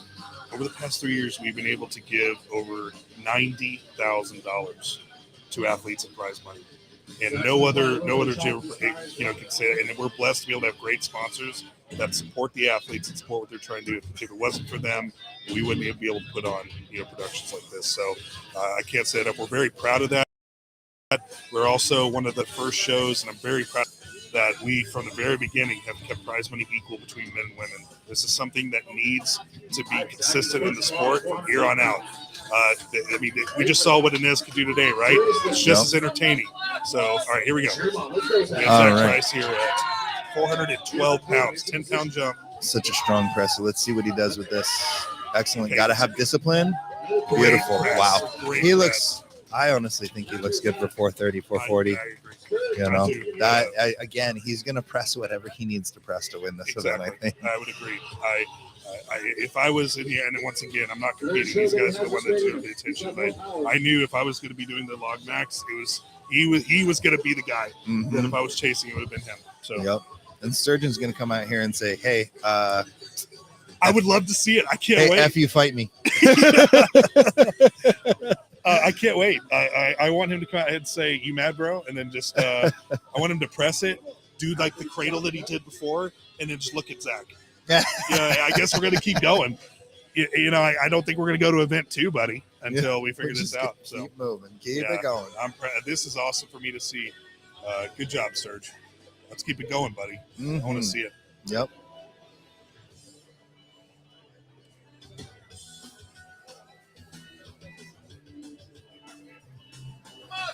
Yeah. So as you were saying earlier, I mean, we have some incredible athletes that are male and female, and this is one of those sports that's really fortunate in that way. A lot of sports have huge discrepancy in the male and female sides, and there can even be complete like segregation of those those groups of athletes. But in this sport, those athletes commingle all the time. We're always training with each other. Like, right. I have female training partners. A lot of these guys have female training partners, and here we go. Yeah, we got to get back to the lift. Great clean here. That's a great clean. 412 pounds. All right, now can he stay stable enough to press it? Yep. Big drive. Got to press. Okay. Yep. Little heavy. He's gonna go ahead and call it there. Wow, that was so 412. So 412. Yep. We got to see a big. And remember, I mean, this isn't. Most gyms have just their fabricated metal logs to work with, right? So remember, the majority of these guys don't have a Pro Series Slater log. Yep. To press, and it's different. It does feel different, right? And so I would even say I'm impressed that I saw 412. You, Zach, on a fabricated log, he could do 440. I would say absolutely. Yes. And then I would say, I wonder how much more he could do. Yeah, I know, right? Because I think that's the discussion is like, yeah, he could totally do that.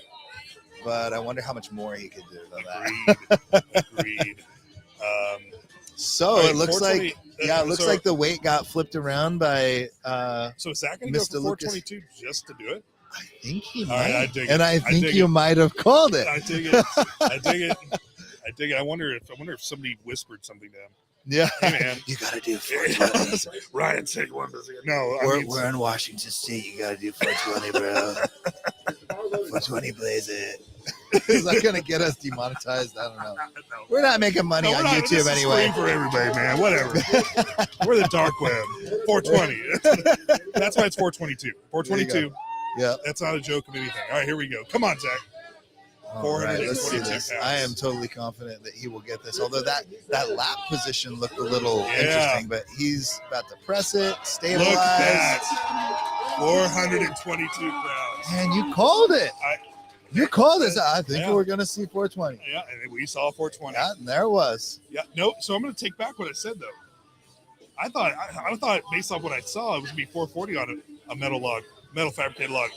You're right. I think, which is crazy for me to say that, he could do more on a metal fabricated log, right? Getting a hug from Tommy Burns, it's a lot of respect right there. Yeah, very impressive. For the crowd, you need to give that kind of respect for that type of lift. Mm-hmm. Yeah, very impressive. Okay. All right. Well, that wraps up event 1, the last man and woman standing log clean and press. I think it's everything I wanted to see from this event, right? Absolutely. We got to see. I mean, everybody came prepared. Everybody's healthy. It looks like, right? Mm-hmm. No one's dealing with any nagging injuries. Yep. And we got to see 2 world records happen here today with Inez Carrasquillo, a fantastic, and we got to see a 422 log on the Slater log as well. So, wow. What are your thoughts? I mean, what really stood out to you in this one?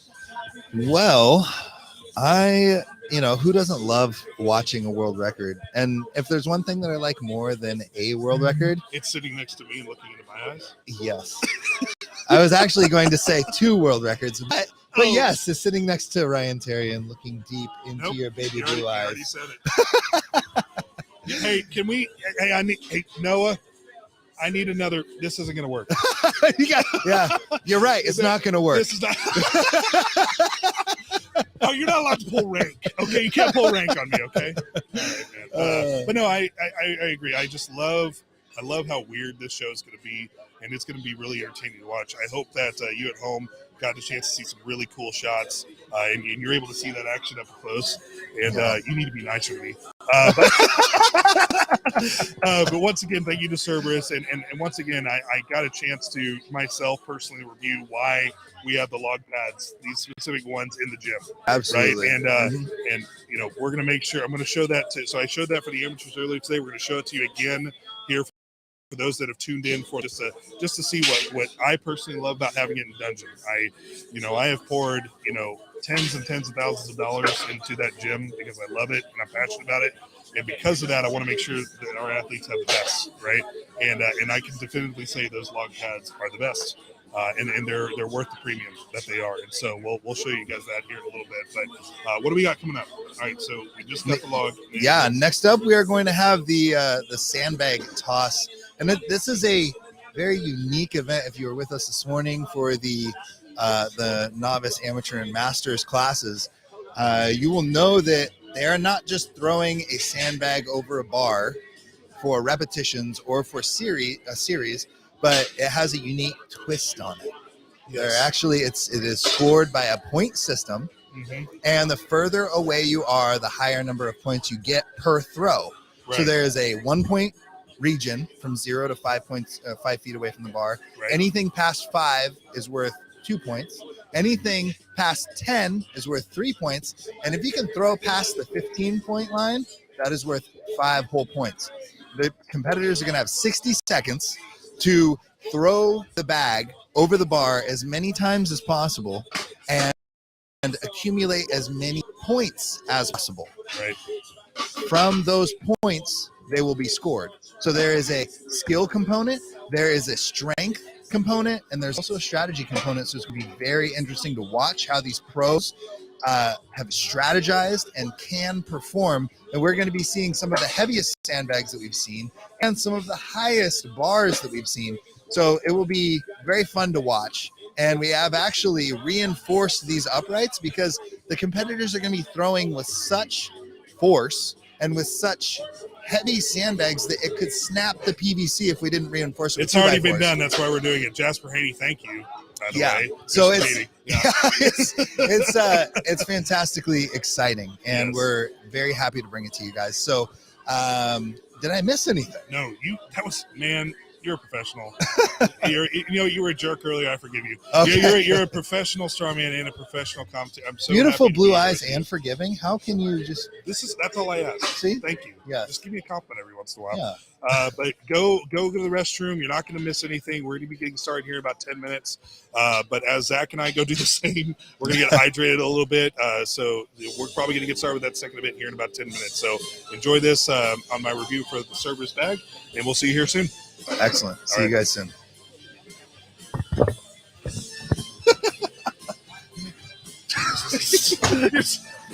Why do you?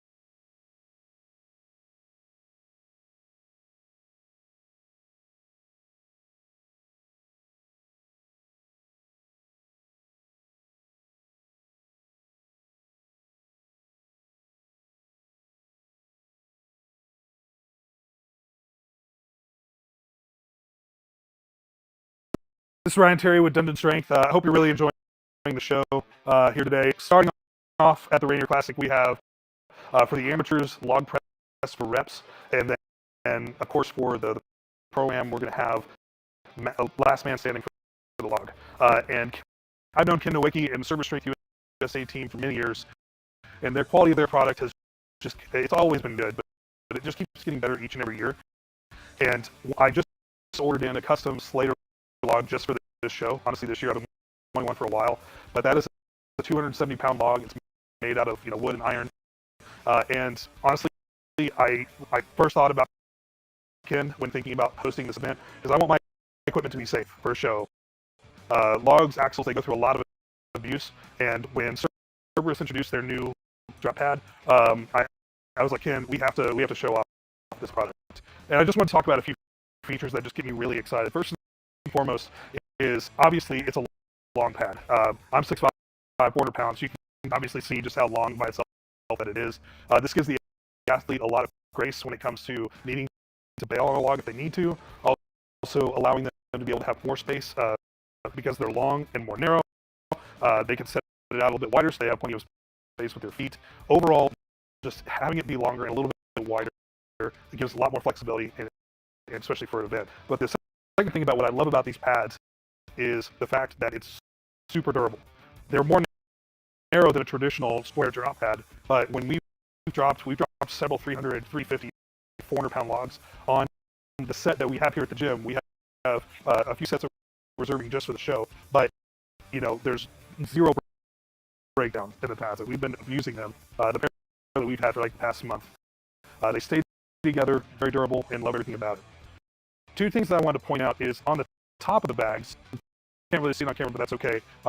There's actually ventilation, little circle vents that allow air to escape from the drop pad. And this was a really smart design when Ken and his team added high density foam to this product, because the reason why it's so durable is it's allowing the air that's in the pad to come out effectively whenever something heavy is dropped on top of it. And so that was something that I knew was going to be something, especially for heavy logs we're featuring at the show, that's going to be really good. And this was really icing on the cake, honestly, for this pad. Everything was good, well designed, but the bottom of the pad also is grippy. It's got a nice little texture to it, and so it doesn't slide. That is something that other drop pads that have issues in the past is, whenever you drop it down, it'll bounce, it'll slide on the platform, whatever you're on. These pads don't move, which is extremely helpful, especially for these athletes today that are going to be doing reps. We don't want to have to chase down pads they don't have to worry about, and they're not going to need to for these pads. So once again, thanks to Cerberus, they've been a sponsor with us every year that we've had the Rainier, and they're coming strong and allowing us to showcase their log pads for this year. So here we go. Let's get after it. First event of the Rainier class.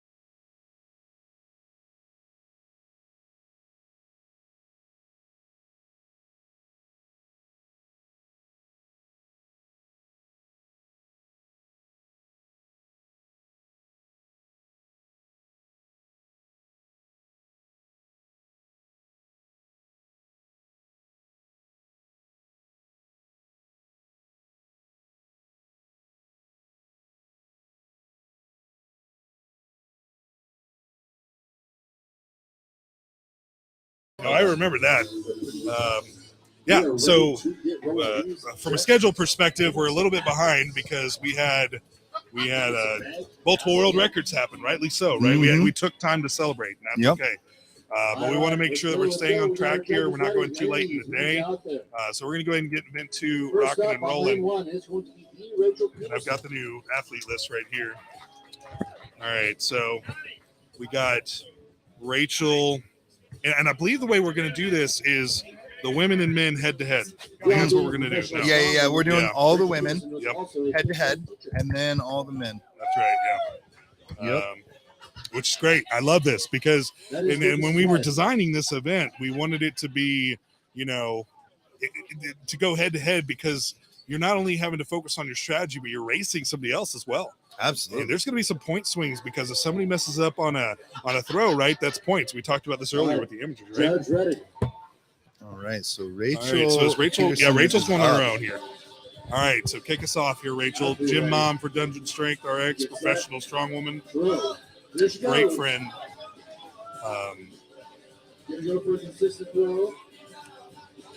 And so Rachel here, she teaches here locally. She's a teacher, very involved in the community in that way, and enjoys the sport of strongman as a hobby.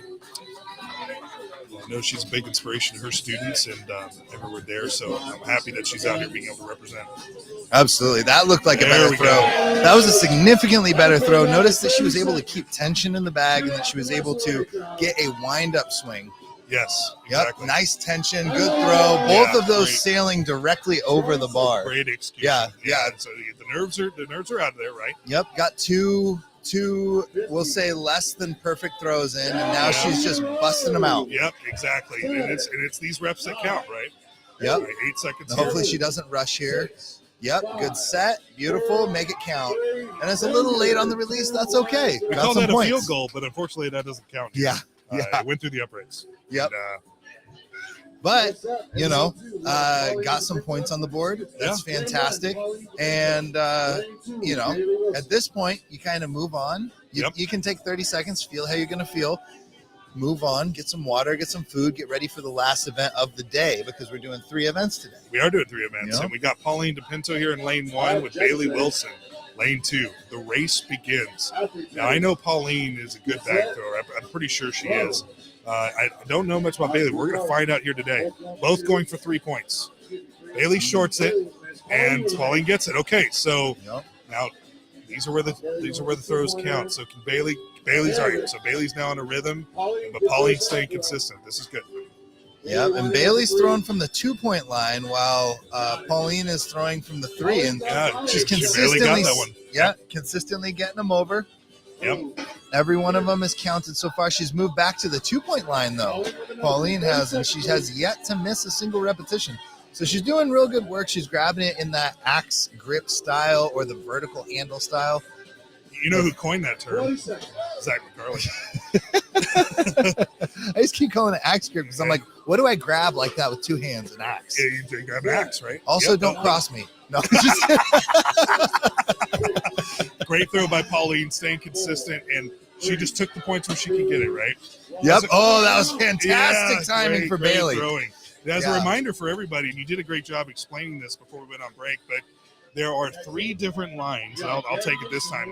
You let me know if I mess up, right? There's 3 different lines that the athletes can throw from.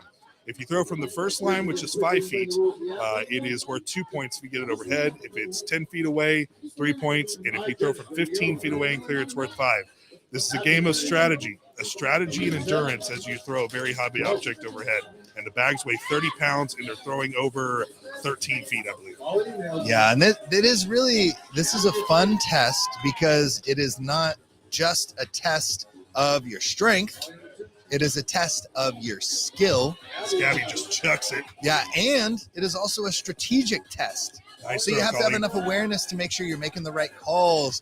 And if you get fatigued a little too early, you got to change the region that you're throwing from. Right. And that brings in even more skill because you have to change your technique and your release timing of the swing. Yes. So this is a really fun event. I can't say it enough. I really like this event from a technical a technical aspect.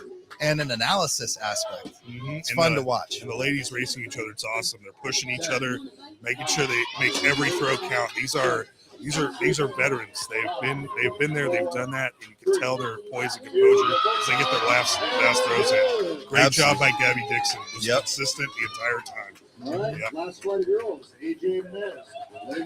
All right, and we have the current, the now current world record log press champ out here, Inez Carrasquillo, currently in first place. Obviously, here with newly crowned pro AJ. Yep. Angelica Jardine. Yeah, and this is AJ. the last heat for the women. This is the last heat for the women. All right, so here we go. Yep. So AJ, Here we go. Both throwing from the same line, but I will Inez say has so much height. Wow. Yeah, I will say Inez, I think her feet were on that line from the very last one, and holy cow, she is explosive. And I'll tell you what, Lucas is one of the strictest judges you'll ever meet. If Holy anything is cow. touching that line, he'll call you out. I cannot believe how high Inez is throwing that bag. She would clear. Yeah. She would clear a 16-foot bar. 16 and a half easily. Yeah. Yep. Exactly. It's really impressive. Yeah, it's just very technically sound, getting her points. Yep. She's not overdoing it. Consistently the 3-point line, right? And AJ is doing an incredible job as well. You know, I've noticed a couple of AJ's throws didn't make it through. She's still struggling to figure out where her groove is, and she just now recently found it. Yeah. So hopefully she can make up on time. Yeah, and I think that's going to be a common theme, for most people approaching this event for the first time. Yep. You're going to be figuring out where your release point is. You're going to be figuring out how it changes between the different point zones. You're going to be figuring out a lot of things. That's why I think that this is a really fun event, because it shows people that don't miss more than maybe one. Yep. It shows mastery of a movement. That's a good way Which to put is something that is almost never tested in strongman, and really not tested in any sport that is a broader test of anything, really. Like you don't see mastery tested very frequently, and I don't know. I'm really enjoying that. Right, I'm actually going to strategically put my hand right here. We got some wind out here. We're trying to make sure we keep our pages in line. All right, so we're coming out with the men. And I just want to make one more comment. I think we got to see great examples of static strength, right? We had last man and woman standing, and we got to see big Sturge, right? Great example of just static strength, man, and mass. But this is why we designed the Rainier Let's Way specifically for this purpose. You're going to get to see kinetic strength and strict and static, and you're going to see it on display. We're going to find out who is the best in shape strongman, and that's why we designed this show. I mean, and Zach, I'm going to toot your own, as we're getting everything set up here. I'm going to toot my Zach horn a little bit here, but I mean, it's the reason why you as an athlete were so successful. Is well, first of all, you're kind of a genetic freak, but but second of all, it's you were very strong technically and statically, and was able to turn that in, making sure the athlete side of you paid off as well, right? So it's important to this sport. Yeah, and I think that this sport is probably the truest test. I won't say probably. This sport is the truest test of functional strength. Period. All right, we have Justin Harmon here getting started. He's going to be competing on his own. Immediately goes to the 5-point line. Big, tall man, right? His heel was fine. Okay. Yep. Yeah, I was watching that as well. I didn't think he had it, but Lucas said it was good. It's kind of close, but wow, he is really throwing that bag hard. Big man, having to run, keeping a really good pace. Those are sweet shoes. Those are pretty cool shoes. Those are sweet shoes. I just got to say it. All right, we're at 15 points now. 3 successful throws. He's going to continue throwing that 5-pointer. The double hop, great throw. And see, I love how it's landing right where he needs to throw it. So I wonder if he's doing that on purpose. Now that was on the line. Yeah. Lucas is going to give him 3. Yep. So I think that was the right call. Yeah, it was. So you have to have your discipline if you're going to use all those throws. Yep. Yeah, great throw. And way to just endure through the whole thing. Maybe you can get one more here. Great attempt, though. Yeah. Good effort. Yeah, the crowd's going to respect that. Yep. Yeah. And that was a real, for Justin, that was real tough with the log, seeing what happened. I think it just, it seemed like he was just feeling a little off with the log. Yeah, agreed. And Agreed. When you give that much effort on a single repetition and then it kind of drops behind you, it's maybe just shut it down. Look at this man. Look how big Morgan Hill is. He's large. I'm ready to see cannot him. wait him. I hope he throws it on top of the trailer. I don't care. I want to see it. I'll pay him. I'll pay him money. Do it. Okay. Here we go. Very nice. Nice. Okay. Good throw. Very Okay. similar throwing. Yeah, very similar styles here. Yeah. Both going 5. A lot of confidence in these sandbags. All right, so we definitely are seeing enough power from these men. We're going to start to see, can they keep it up? Who can keep it up for the full 60 seconds, right? Great. All right, so Morgan went for a 3-pointer there. Just being safe. It's looking to me. And the grip fell off here. Sweaty hands. Yep. All right, Morgan. See, consistency from Morgan. All right, here we go. Yeah. Morgan sticking with 3-pointers here.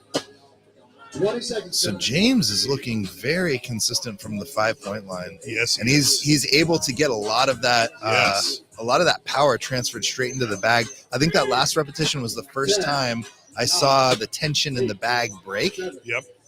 And he's going to get this last throw. And I would. Yeah, there it goes. Yep, nice. Well done. Well done. And Morgan gets his last as well. So excellent. Head Judge Lucas Hatton confirms it. Very well done by both of those athletes. Agreed. There's, I was getting some feedback from these guys before they were coming in. I've got 2 pieces of feedback. Number 1, most of them are saying they're in the best shape of their lives getting ready for the show. And number 2, I bet with the mic and Sandbag. Yeah, they have really gotten a lot of tone in their skills from practicing events like these. Really helping with their critical thinking skills in the moment. And then I played, like I said, collegiate rugby and high school football, and I've been in sports my entire life. You have to be cerebral in all sports, and in strongman, that is the case as well. Yeah, and I do, the way that I define a lot of these movements and someone's skill oftentimes is I define someone as like, a beginner and then an intermediate, and then they can become advanced. And then after that, you start to achieve this kind of mastery of movement. Right. And once you start achieving that and you're pursuing that, you need variability like this because you start to understand it in a different way than can be taught. Yes, agreed. Like it's almost like a philosophy that you're Great learning. throw, Taylor. Yeah, Taylor going here in lane 1. And we've got Christopher Olive in lane 2. I'm sorry to interrupt you. Oh, no. I'm really enjoying watching Taylor throwing this. Yeah, Taylor's focused, man. That's incredible that he's almost sinking those 5s from that far. Let's see if we can get one more point here. Oh, he's going to try one more time. And, all right, great attempt, though. Yeah, very impressive. I'm sure that with a little windup, he would have been able to sail that straight over the bar. But he was grabbing and going. Yes, he was. Yeah, he was going. Like, and, if you notice, he had grip jizz on too. Yeah, That was smart. I mean, and a lot of these guys are caking it with chalk, right? Because they know they're going to get sweaty. Yep. As Josh punches at Lucas. I don't know if that's allowed, but whatever. He's just softening him up. Soften him up. We're all friends up here. We've known each other for years up in the Pacific Northwest. Yep. Yeah. So, let me put my sunglasses back here. Right. We got Jasper Haney here against Josh BFD Hatfield. These guys, they've trained together for so many years up here in the Pacific Northwest, and now they're getting to compete against each other for the first time as pros. That's so awesome. This is so cool to look at, actually. Yep. And and both of those athletes went through a certain gym. What gym did they go gym to? is? It's something about yeah. It's on the Sandbag there. Something in a Dungeon Strength RX in Federal Way, Washington. Very proud of both of these, and you're right. They both came from Dungeon, and I couldn't be more proud of these guys. Yeah. As they are just showing how great athletes are. Wow. Jeez, both of them just sinking 5s. Yeah. I love this. I love watching this. Yeah. This is fantastic. I'll tell you, Josh has made some big improvements as far as athleticism. I mean, just seeing him move, his body shape. Like, this is a different Josh. And he's coming to the show, and he told me the other day, hey, man, this is the first time. I couldn't wait to do the show. I'm so motivated. It's the most motivated I've been in years. Wow. And I'm pretty sure they went rep for rep right there. Yeah, except Jasper Did he miss made a one? really wise move. Okay. Right, yeah, Jasper right at the end, he went and the bag was right on the 5 line. And he had about 2 or 3 seconds. He grabbed the bag, stepped into the 3, and then between the legs, straight over. Oh, So he did not. He didn't throw a 5. He threw a 3 right there at the end. But that was the correct move because he would not have had time to get ready for a 5. Yep. So it was 3 or 0. For sure, you're right. Yeah. No, that was smart. And we got Alex Kelly here in lane 1, along with we got Kenny Nichols here in lane 2. Just agreeing with everything you just said there, and I want to make sure I'm clear with everybody here. These are 40-pound bags. It's not 30. That listing in the back is incorrect. That is correct. So yep. It's 40 pounds over. I believe this is set at 14. I believe it's 14 feet. Once again, please leave your comments if you know more than I do. I have been prepping and planning this show for months now, and if I get it wrong, that's embarrassing. All right. Look at this consistency. I mean, these are big men. I'm so impressed with how these guys came in shape. You jinxed him. You said consistency to hit the ball. Oh, don't put that on me. Why have you done that? Why have you done that? I can't believe you've done this. Don't put that on me. I can't believe you've done this. Charlie bit me. All right, can we get one more? Oh, my goodness. Do you see what just happened right there? So that's the same thing that happened with, I can't remember the amateur guy that did the same thing. I didn't realize he grabbed the bag physically, not by the handle, but physically. He had 2 seconds left, and he just grabbed the bag and threw it over. I love it. An amateur did that earlier today. We just saw that from Alex Kelly. If the bar was a foot lower, he would have cleared it. Which I am very not confident that I could make that. I don't think I could send that 40-pound bag over that bar with my hands. We got David Bufal here in lane 1, along with Joe Stella representing Kabuki Strength coach and a big sponsor of this show. And Joe is in shape, man. I can't wait to see this. Bro. That was fantastic. And we knew going into this, it wasn't about the weight. We wanted to make the weight heavy enough to make these guys work. Who has the will to keep up their endurance for 60 seconds? And this is an event. I'm a great thrower. I was having trouble, staying in shape for this. I knew that these guys were going to come in better shape than me. And I'm just so impressed with how these guys have prepped. You can just tell everybody's hungry. Everybody wants that pro card. They want that cash. This is awesome. Yeah, this is great throw. This is fantastic. Yeah, great throws. Go back and forth. And then so I love Joe's style. Joe's getting that full extension, right? And then making sure you can get as much advantage as you can with the leverage that he has. Very efficient. Oh, that's going to be short. Okay. Right, no, it could be a fatigue thing, honestly.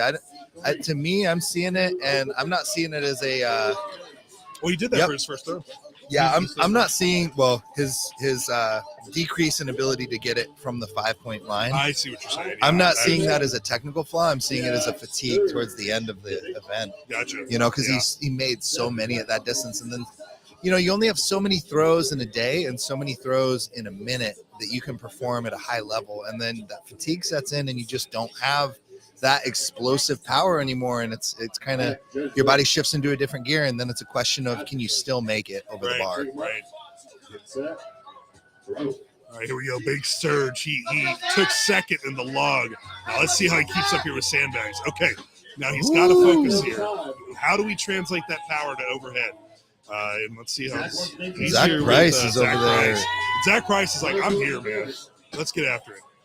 He is sending that thing sailing, and with his last performance in the log, and with this performance right here, if he can keep this pace, he is, I think he's probably going to be in the lead or at the very least second.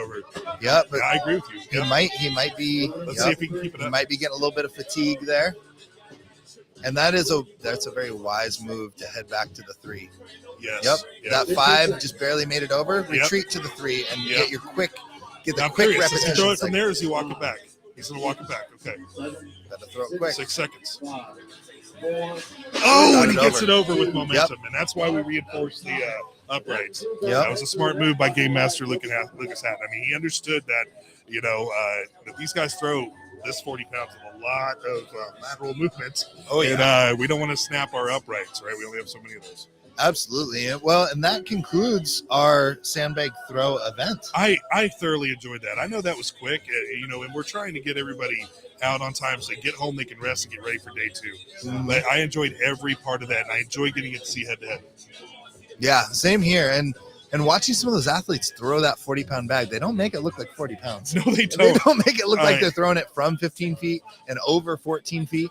Yeah, and we took a lot of time. We sincerely thought about how we were very selective with why we chose the weight and why we chose the heights that we did, because and like I said before, I mentioned this earlier, we wanted to see kinetic strength here for this event, and we saw it on full display.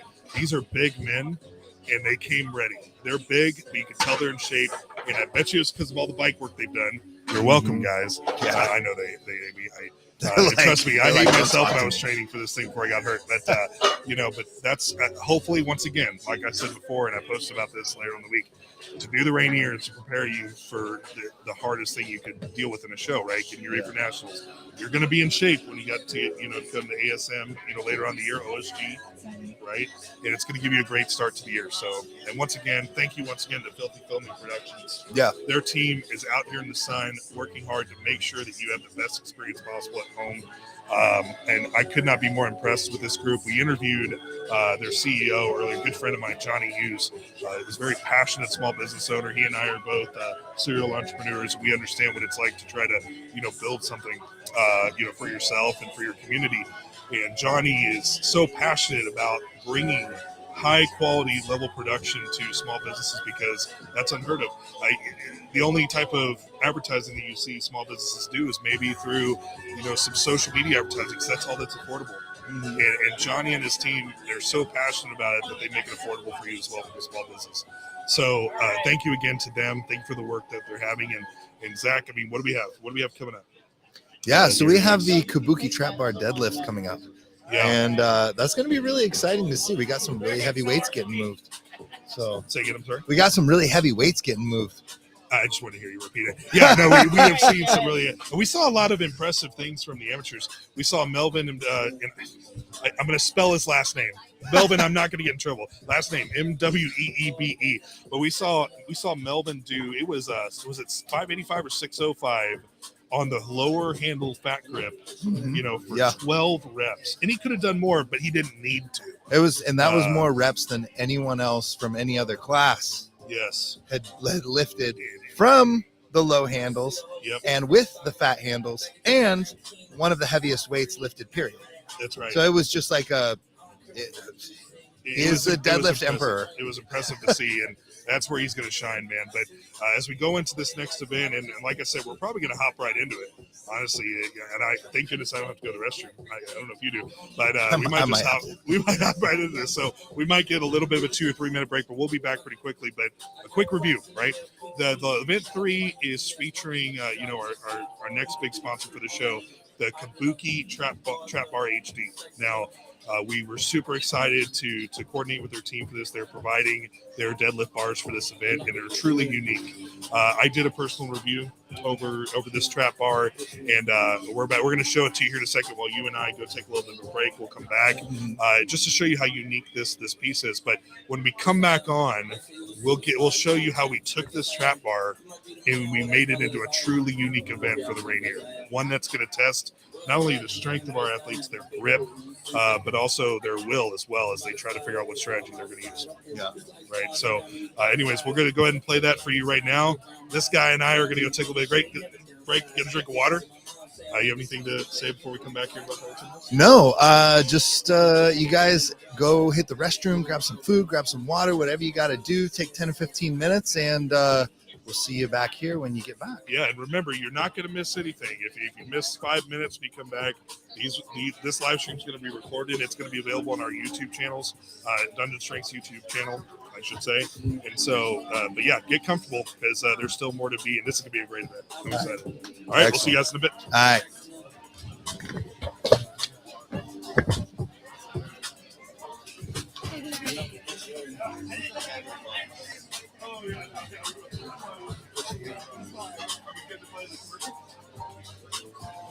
Take a picture, you guys.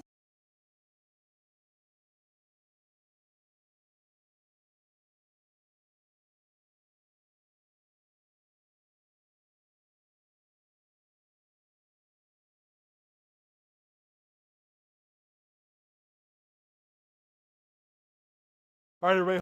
Hope you're enjoying the show so far. So we're now moving on to our deadlift event featuring Kabuki Strength's Trap Bar HD. Arguably, probably one of the most versatile trap bars currently on the market. We're excited to feature it here today. The athletes actually will have the option of either pulling with a fat grip handle or the normal 29 millimeter handle. This bar is really meant to, you can have it at your commercial, you can have it at your own gym, you can have it at your home gym, but also we're excited to be able to showcase how well it can be used in an actual show. Because the athletes are going to have the option to be able to flip the bar back and forth and to be able to switch grips. So the athletes, when they do a lift with lower handles that are also going to be fat grip, they're going to get more points versus those that are doing a higher grip with a thinner handle, right? So this gives the athletes the opportunity to test out their grip. And I just want to talk about several things about this bar that I personally like. And just once again, thank you to Kabuki Strength. They've been a sponsor of Rainier now for the past couple of years, and they have helped us make this a great show by lending us bars for this event. So number one is being a bigger athlete. So I'm a tall and big athlete, and then we also have athletes that are obviously shorter, smaller, and they really took that into mind whenever they were creating this, because there are brackets that are made specifically to be able to have a wider grip or a narrower grip, and different weight classes are going to be using different grips, and it allows us to be able to keep that fair across all weight classes. And so for the show, it's great, but at your gym, it's great because it gives a lot of versatility for all of your athletes. There's 4 different types of handles that Kabuki provides. Like I said, the 29 milliliter, the 2-inch, they also have a 1-inch. They can easily be put on and taken off so that you can test grip strength. Also, if you're working on an event that you need to strap in for, you'll be able to use regular handles for that. I'd also like to comment on the knurling. So the knurling has quite a bit of bite, which for more traditionalists, you're really going to love that. And also, when you are going to strap it in, you're also going to like it as well because you don't have to work as hard making sure that strap stays on tight. It's very, very, very easy to be able to stand this trap bar up, to be able to take on weight off and on and make it easy. We've all been there at the gym, and other trap bars, you have to kind of balance them, and just try to have someone else hold it in place so you can get weights on and off. There's other brands that do that, but this is one of the few that allows you to be able to put it up on the jacks on the feet and make it very easy for you to be able to take them on and off. So overall, a very sturdy piece of equipment as well. We have had this bar. This is the one that we personally use for the gym. We've had this bar for about 2 months now as we're getting folks ready for the show, and it has been gone through quite a bit of abuse. And I can definitively say, nothing about this structurally is getting worn down at all, which is actually, pretty rare. We've had trap bars getting trained for a big show that, bend pretty quickly, pretty fast, especially if we're trying to train for a max trap bar deadlift, which is actually going to be at Nationals this year and everything like that. So if you're getting prepped, if you're getting ready for Nationals, OSG, whatever it might be, this bar right here is going to give you as much versatility as possible. That doesn't matter if you're lightweight, middleweight, or heavyweight. And it's also going to stand the test of time as well. So thanks again, Kabuki, for your support. Let's get back to the action.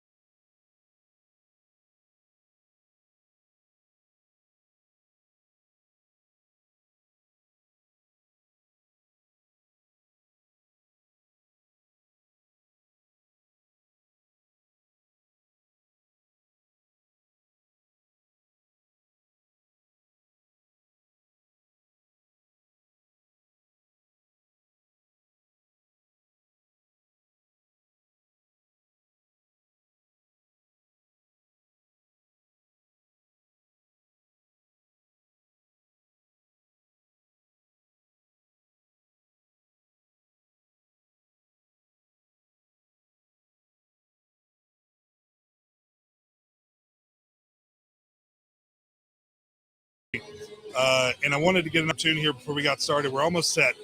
And for the Kabuki Trap Bar event that we have here, sponsored by Kabuki Strongman. But I wanted to get a chance to bring you on, Johnny.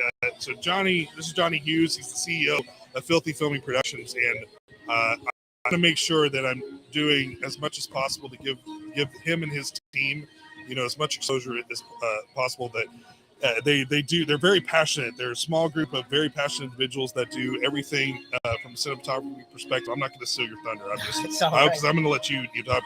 But I think the cool part about as I got introduced to Johnny, I got introduced to their TV show that they shot. A lot of the people that are here working the show actually are actors in this TV show that launched, which he's a writer and a producer for, called Startup Palmieri Tech. I watched the episodes. There's 4 episodes, 3 more that are coming out. But that's just only one facet of what you guys do. Yeah. And I want to tell you a little bit about, really what was the passion and vision behind Filthy, and then, where you guys going from here? Yeah, so Filthy Filming Productions is all about opportunity. Yeah. We want to provide, with our show, we want to provide opportunity for actors and cast and crew to explore their craft without having to go through the monotonous task of auditions and are you going to get on the show and you're waiting forever. So we were like, let's get a group of us together and let's make this show. And we're on our 11th award right now. 11 for this. That's fantastic. That's awesome. It's insane. We've all over the country and world got awards. And the commercial side, we decided to push forth that opportunity to small businesses. Yeah. Anybody that's an entrepreneur knows that when you're trying to get either social media or production value for your company and showcase it, can be very expensive. So we thought, well, we can provide this opportunity using our skill sets to small businesses. And this event and this meeting you in the gym and being able to be introduced to Strongman, it's phenomenal to meet the type of people. He talks about meeting me, but meeting him, like the amount I've learned from him is just insane, right? So I appreciate that. Yeah. As a businessman, entrepreneur, you taught me so much, and I'm very happy to be able to take even just the lessons you've taught me to other small businesses, possibly even other vendors or stuff here that help their businesses grow without breaking the bank. Which, as a small business, we run something on razor thin margins, and you want to get the best bang for your buck. Yeah, I can't say that enough, man. I mean, if you're a small business, and we've talked about this before, and you're thinking about, if you're thinking about quality production, right, and you think, ESPN, CNN, CBS, right? And what I loved when we first started talking together months ago, what you're doing is so important for small business owners to be able to bring a level of production that small business owners are used to. If you've ever thought about doing a really quality, well-done production like a commercial or anything like that,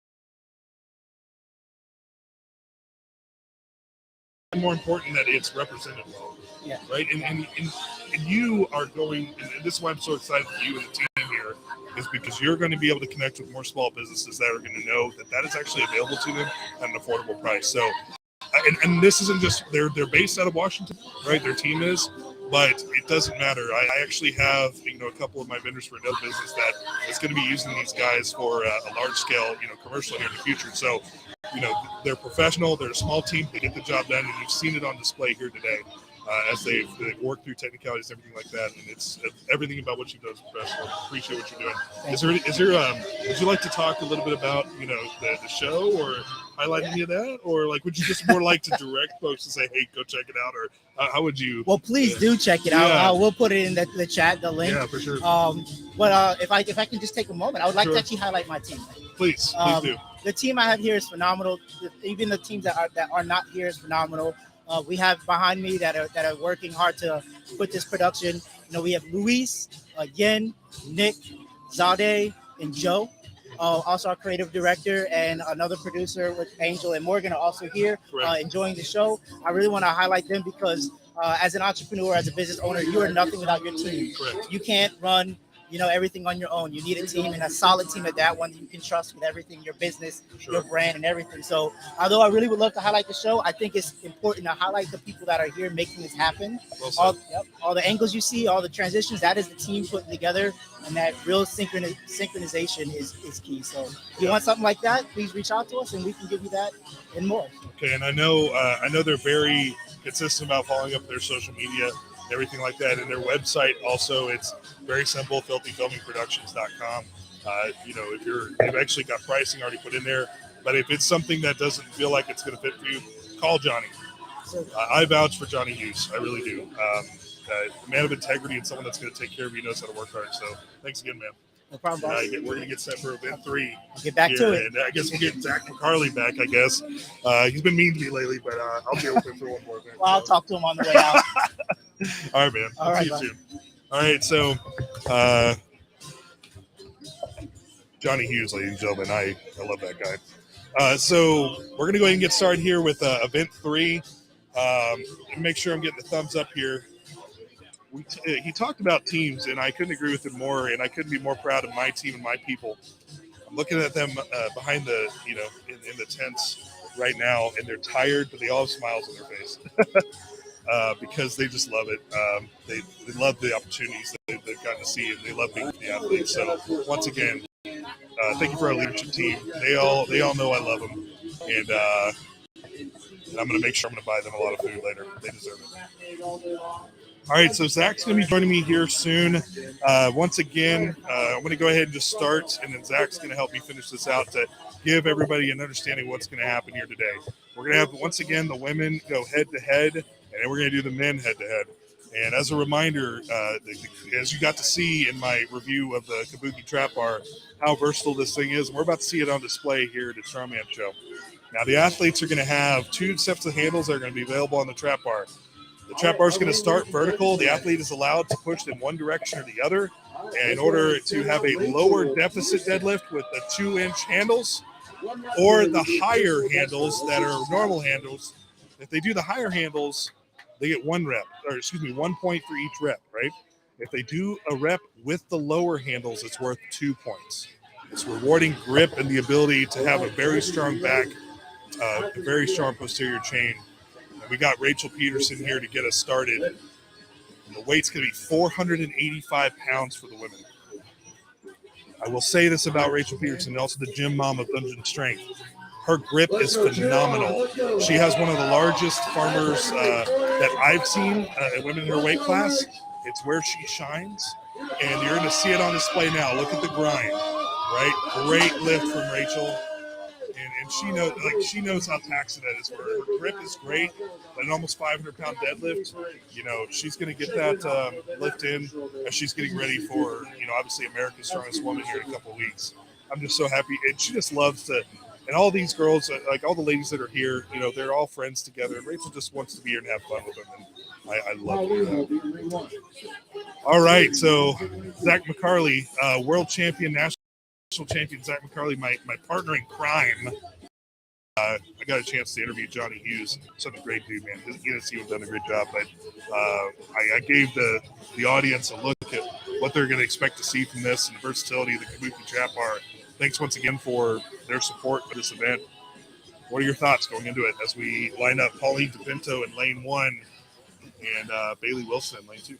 Well, this is fantastically impressive because earlier we were talking about 300 pounds, 400 pounds, and 450. These women are going to be deadlifting 485 pounds.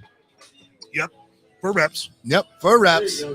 Yep. And we just saw Rachel Peterson come out and deadlift for 1 and said, hey, you know what? That's points on the board. I'm good. Yep. Little bow out, going to save some energy for tomorrow. Go get a little bit of water, get a little bit of electrolytes, eat some food, call it an evening. Yep. I mean, both athletes here opting for the smaller handle. And as Pauline DePinto gets her 3rd rep, wow, 485 pounds, folks, almost 500 pounds these women are lifting. They've been in the sun all day. I mean, it's sapping their energy, but they're here to grind. Yep. And Pauline's proving that right now. Let's see if Bailey can get one more. 30 seconds left. All right, so Bailey's going to go ahead and call it there. Did Pauline get that one? I was looking at Bailey. Yes, I believe she All did. right. 20 seconds. Nice. Come on, Pauline. So strong, man. Yeah, 485 is not a lightweight. No, it's not. And Pauline has just always been one of the consistent, women in strongman. Just always consistently strong. Always shows up. Puts on a great show. And once again, she's been here at the Rainier for all 3 years. Back when we had a dream that was the Rainier, she was the one that came here and supported us. And, I love having her out here. She's a great person. All right, so we got Colleen Meredith and AJ. Yeah, it looks like Colleen and AJ. We have Colleen in lane 2 and Angelica Jardine. We call her AJ up here in the Pacific Northwest. Newly crowned pro, as I was talking about in the last event before. She has done 3 shows. She did a show, qualified for the Arnold. Oh, no, excuse me. I apologize. 4 shows. She did a show, qualified for Nationals, won Nationals, went to Worlds, got second in Worlds, her 3rd show, and this is her 4th show. Her That's first incredible. as a pro. That is absolutely incredible. It's amazing just when I say it, honestly. Yeah. Oh, and she goes straight. And she goes. Dude, she's going to kill this, by my the way. I've been watching her wow. videos. You're about to see something special from AJ. Oh, my goodness. Look at that. This is Wow. deficit deadlift. It's so much power. Colleen's going for the high handles as well. She's so strong. But look at that. Look at that. You can 5 see that reps. her That's 10 grip's points starting to fatigue. You can see it a little Yeah. bit, but she's racking up those repetitions so quickly. Nobody. It might be the case that nobody can catch her. Oh, I don't think she got that 7th rep. All right, now is she going to flip it over and go high handle? She's got plenty of pulling power. The question is, can her hands hold out? Correct. Yep. Colleen's grinding, man. Look at that. Way to stay tough. Yes. Wow. AJ going for her 8th. Hands opening up. Okay. Oh, couldn't quite get it. All right, she's flips. All right, she's going to go ahead and flip it. All right, they're allowed to do that. Oh, There's just another rep point, fest, right? Rep fest. Come on, AJ. Great performance. Well done. I'm not sure anybody's going to best that, but we have some great. we deadlifters have here. some incredible deadlifters. I was about I to say Gabby Dixon's here, Inez is here. I mean, well, speaking of the devil, guess who's coming up, right? Gabby and Inez. Yeah, Gabby and Inez are going to go head to head. This is a treat for all of you that are watching. These are monster deadlifters, and they're about to put on a show here. But wow, from AJ, newly crowned pro, and she's here to play. She's not here to play, man. She's a rugger, just like I am. She's crazy. She'll get you. She's here to compete. All right, so we got Inez and Gabby. Now I don't know their strategies here, to be honest with you. I don't know who's going to start with what, but we're about to find out. We'll see if they pull or push the bar. All right. It looks like they're. Fat handle Gabby's for Gabby. going too. All right, nope. And Inez is going to go regular handle. Here we go. All right. And we'll see how that grip holds out. It looks like her pull is plenty strong. I'll tell you, Does Gabby, not look like it's going to be an issue for her deadlift strength. look at that. For Gabby. Incredible. I think that's 7. This will be 7, 6 or 7. Look at this. Look at Wow, yeah. this. Look Very at this. impressive. 8 at least. Come on, Gabby. Why not?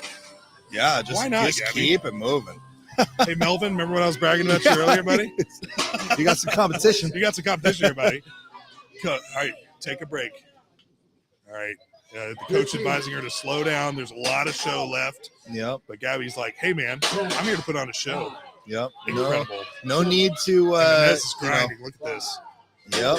Inez is trying to catch that number that was set out by AJ. Trying to minimize the points between her and Gabby. I have to share a quick story here about Gabby Dixon. So when I had just taken over a dungeon back in 2020, and we held and we were in that little space, you remember back in the day, it was like 30 of us. Yeah. And we put on our for fun show, because we just have a lot of fun just lifting weird stuff, and we did a Halloween show. And I did not know who Gabby Dixon was, nor did the world. But this was supposed to be a for fun show. Hey, you were having some drinks. We're gonna lift some weights.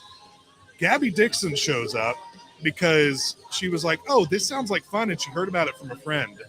And I was one of the judges there. And so I was like, who is this? Like, what? And we started talking, and she played rugby in the past, so we started talking about that. I was like, all right, well, I'm glad you're here. I'm zero expectations. only to and listen, like where deadlifting was from the ladies' perspective at that point in time, right? Now we're starting to see mid sixes, which is awesome. And we're gonna get to 7 here pretty soon from a deadlift perspective. But we're gonna take I think we're gonna take a 5-minute break. It gives me time to tell the story. All right, so Perfect. And so anyways, so she walks up and she's dressed up this amazing costume. Like, all right, cool. And so it was a max deadlift. And so, if I remember it, Gabby, I'm sorry, I'm remembering this mostly for the last lift you did, but 400 pounds, no big deal. 450, she just picks it up. 500, just picks it up. 550, she did 550. I'm like, what is going on right now? Because I knew what a world-class athlete was. Who are you? And then she ended up pulling 585. Whoa. She ended up pulling six plates. I was like, what? And I have this amazing picture. If you go look at Dungeon's Instagram, if you go a couple years back, there's a picture of me sitting in front of her judging, and she's just smiling with the weights up here, and my face is like, what? It's just been a pleasure to watch her continue to grow, and I was freaking out, man, when she got that Hercules hold. At that Team USA, Team Britain show Giant put on. She has just made a name for herself. She broke Denny's own world record as well for the longest hold. That does not surprise me. She's incredible. So she's making a name for herself. I'm very proud of her. So I'm glad I got to tell that story. So we got to take a little break. Because I guess we're switching over. Was that the last heat for the men? Yep. Yeah, no. So we just finished up the last heat for the women on the deadlift, and we're moving into the men's. And it's going to take them a while to load up the weight because these men are not going to be lifting 500 pounds. They're not going to be lifting 600 pounds. They're not going to be lifting 7. They're going to be lifting 735. 735. And they're not just going to be lifting 735 for one repetition. They're going to be lifting it as many times as possible in a minute. Yes. So that's an absurd amount of weight. It is. And you have to understand something. I'm 6'5" and 410, 420, depending on the day. And the Kabuki bar, another reason why I like it is it's hard. For a taller, bigger guy, it's hard. It has a shorter foot box, but Kabuki does a great job, right? They actually have multiple handle brackets that allow you to bring the handles in or more out. But even with the wider handles, it is a tough lift, man. Mm-hmm. And if you're like Morgan Hill, right, 6'10", 440, but Morgan is capable of close to a 900-pound deadlift easily. Right, so I'm really curious to see how these guys show up and how they're going to take a stab at trying to pull that deficit back grip up to 735. Yeah, and I think that it's going to be fun to watch them and then see a little bit of the gaming going on because a few of the athletes that are not going to be in the last heat, tremendous deadlifters, and they know that they're going to have to beat the people in the last heat or Correct. two. Yep. And so they may not have any other option but to just send it. Just send it, just leave it all on the field today. Exactly. And so we're probably going to be seeing a couple efforts in heat 4 and 5 that are just going to be people pulling until they cannot pull anymore. Right. And it'll be really fun to watch. It'll be really interesting to see what kind of numbers we see. Well, these guys are huge, right? I mean, I can't wait to just see them and how they've been strategizing for this bar. And I got to say, I'm just going to go ahead and say it. A lot of you out there have been complaining about the on the bar. Get better grip, man. I'll just go ahead and just say it right now. I mean, listen, that's a big part of strongman, and all these guys have accepted it. And I can tell you something. I mean, I love just like anybody else, somebody pulling a big lift with straps. Trust me, I get it. It's cool, right? But I dig it when someone, comes in, and especially for a bar like this, it's going to make it harder for you because the bar makes you better. Mm-hmm. And I love seeing great strength tied with great grip. Yeah, I dig it. I think it's cool. Absolutely. No, I completely agree. And the way that I would classify it and the way that I classify it to my athletes, and that I actually classify it in a free series that's available to everybody, Strongman Theory and Basics of Strongman, both of those series. Great series. And you did that a long time ago, too. Yeah, it's still relevant today. Yeah. Go ahead, sorry. Yeah, I break Strongman into 7 categories of movement with 4 disciplines and 3 components of movement. And basically, you have pressing events, you have moving events like farmers and yoke. You have static events like any kind of deadlift like this one, and you have loading events. Right. And then in addition to that, you have 3 additional components that come into event types. You have miscellaneous, well, I should say, you have medley events, which can be a mix of anything. Yep. And often have a huge conditioning component. You have grip events, which we're talking about now, Right. because grip is very important and it will hold you back. If your grip's not good, you will not make it to a world level. You just won't, because there's enough grip present that it will hold you back. And then the last component is miscellaneous, which is just anything that is not encompassed by the other 6. So something like sand skill or a truck power outlet thing. You could also say a tire flip, very technical. If you do it correctly, you can rip your bicep. And if you do it correctly, you don't, it's actually kind of an easy event if you know how to do it. So that's well said. So I think we're gonna get started here probably in a couple of minutes, but it gives me enough time to, once again, I've said it once, I'm going to say it multiple times. Thank you to the team out here that is just out here in the sun, the loaders, the volunteers that are here. Thank you guys. And I know each one of them personally. I know how much they love the gym and love what we're trying to do here with the Rainier Classic. And I just hope that we're able to show you enough love throughout this weekend for the work that you're putting in. And I made it very clear to the athletes that the entire weekend they need to be making sure to let them know how much they're loved and appreciated the whole time. So thank you once again, but also to our leadership team here as well. We have Kayla Roper here, our event coordinator, making sure everyone's keeping their sanity. And, if she's had any questions, she's the ultimate troubleshooter, man. And just love having her here. We have our executive producer, Noah Bond, that's been in our ear, right, keeping us on track. Social media coordinator, Rachel Peterson, who's also a competitor here today, but she's taking the time to help out at the event. We have upper left lens, Austin Flynn out here doing photography out here in the heat. He looks like he's carrying an arsenal with him, but they're just straps with cameras on him because he's got so many cameras and lenses. That's because he's great at what he does. We have Lucas Hatton here, general manager at Dungeon Strength, who's also the head judge and game master for today. And we've talked about Lucas before. We're going to talk about him again, about how much growth that he's had, and he's actually going to go compete in the North American Championships. And it's the show put on by JF Carone up in Canada. And he's going to be competing against Trey Mitchell. I can't wait to see them go at it. And then we also have Saul Peterson here, my partner, also here at Dungeon Strength. Great man, and you've known him for a year. You could speak to that, but he's our master of ceremonies here today. So can't thank them enough for the time that they put in to make the show what it is today.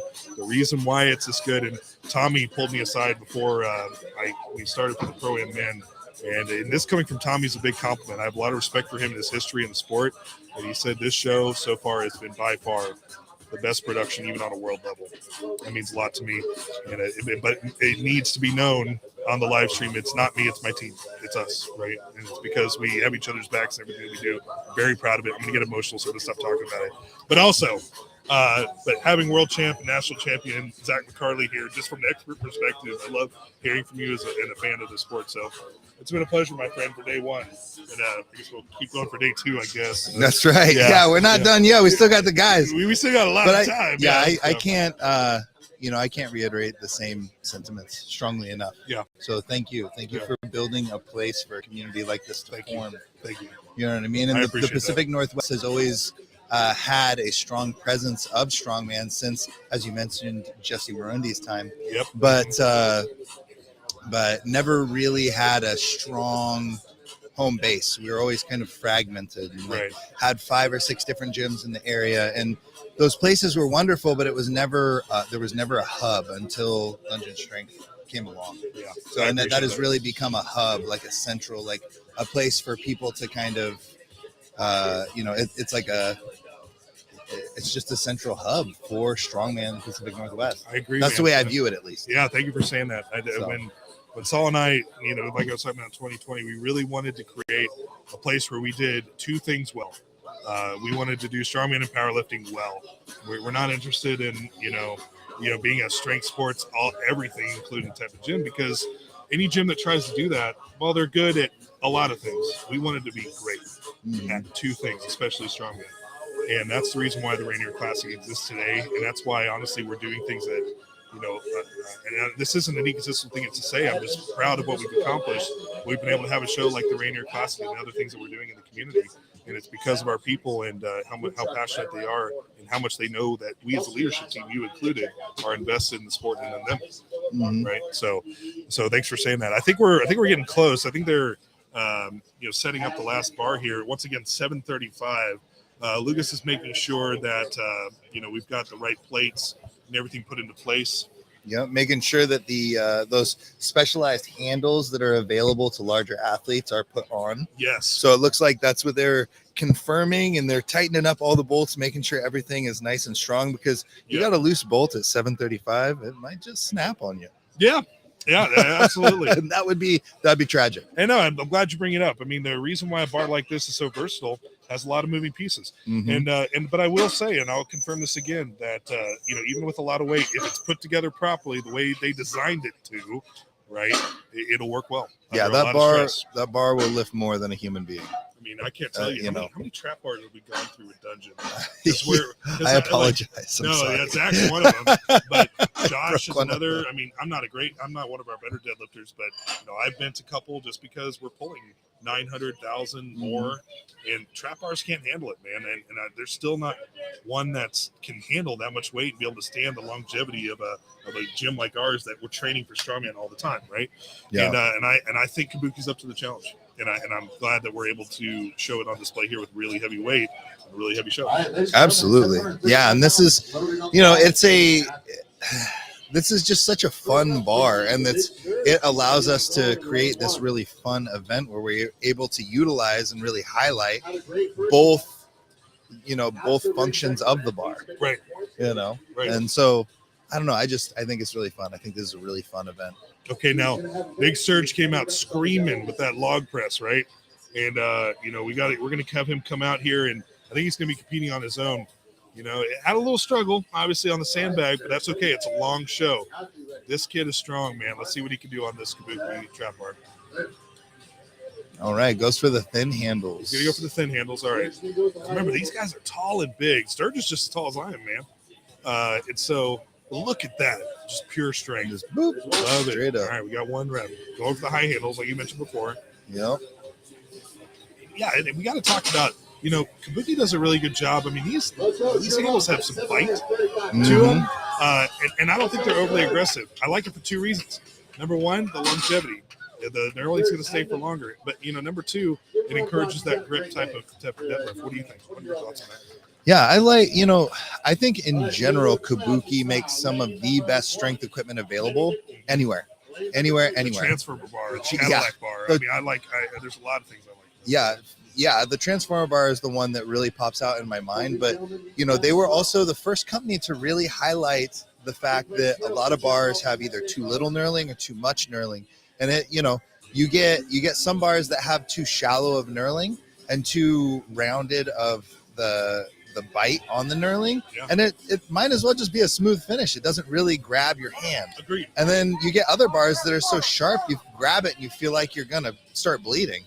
Kabuki does a fantastic job of not just designing really good bars and really good equipment with small little facets like the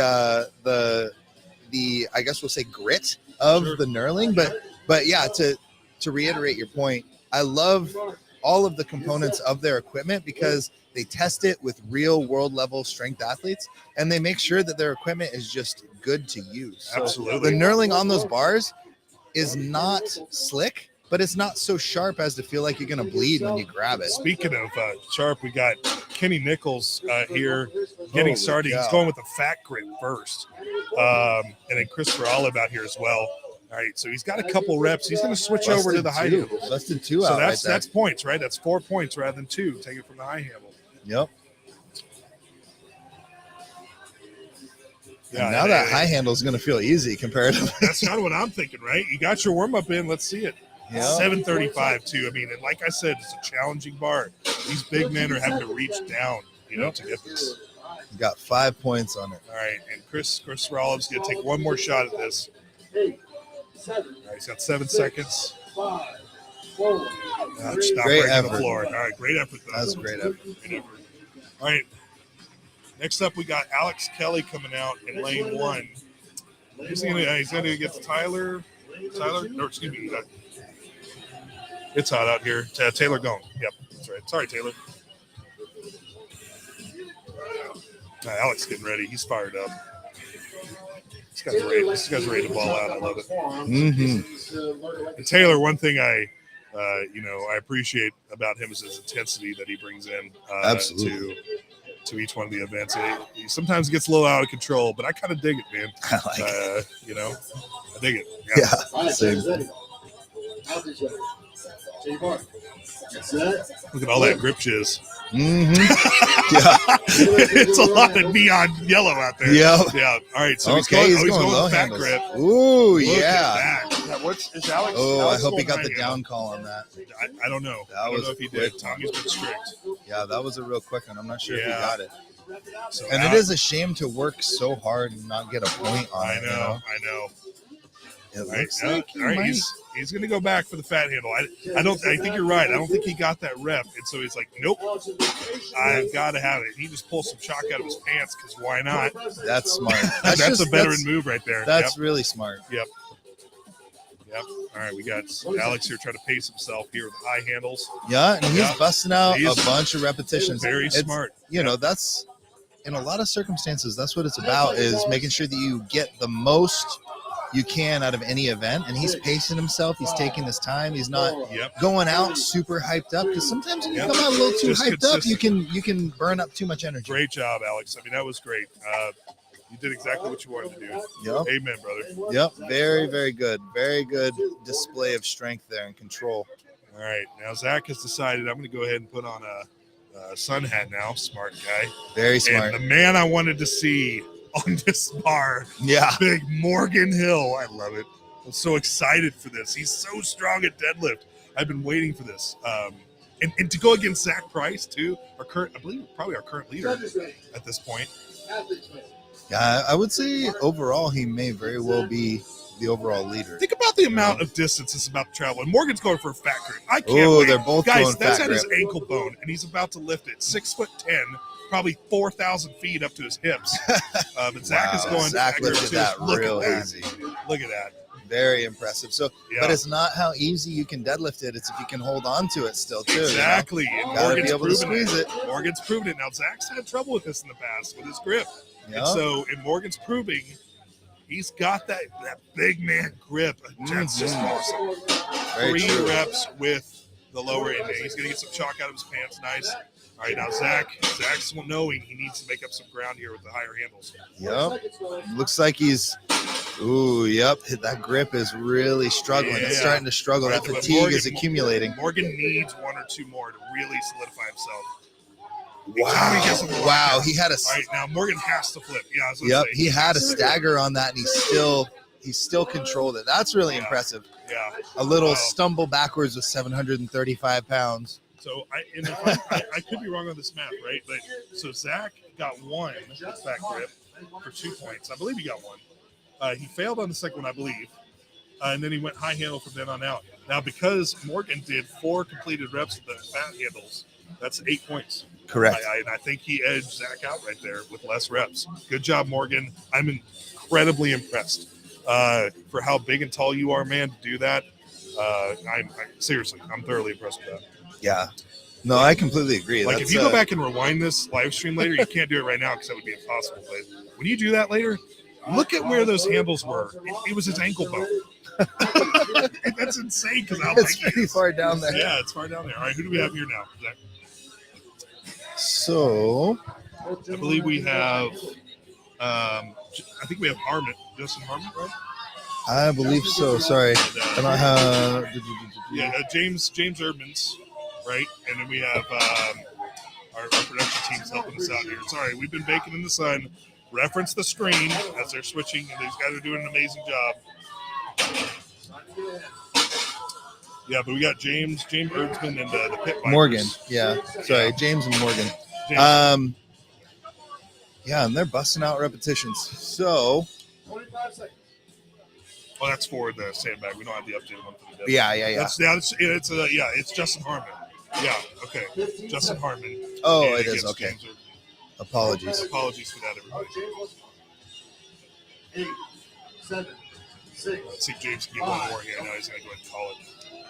And that is tough. You know, that is a tough event. It is a long pole Yep. on a hot day. Yep. And in the sun. Exactly. That's exactly right.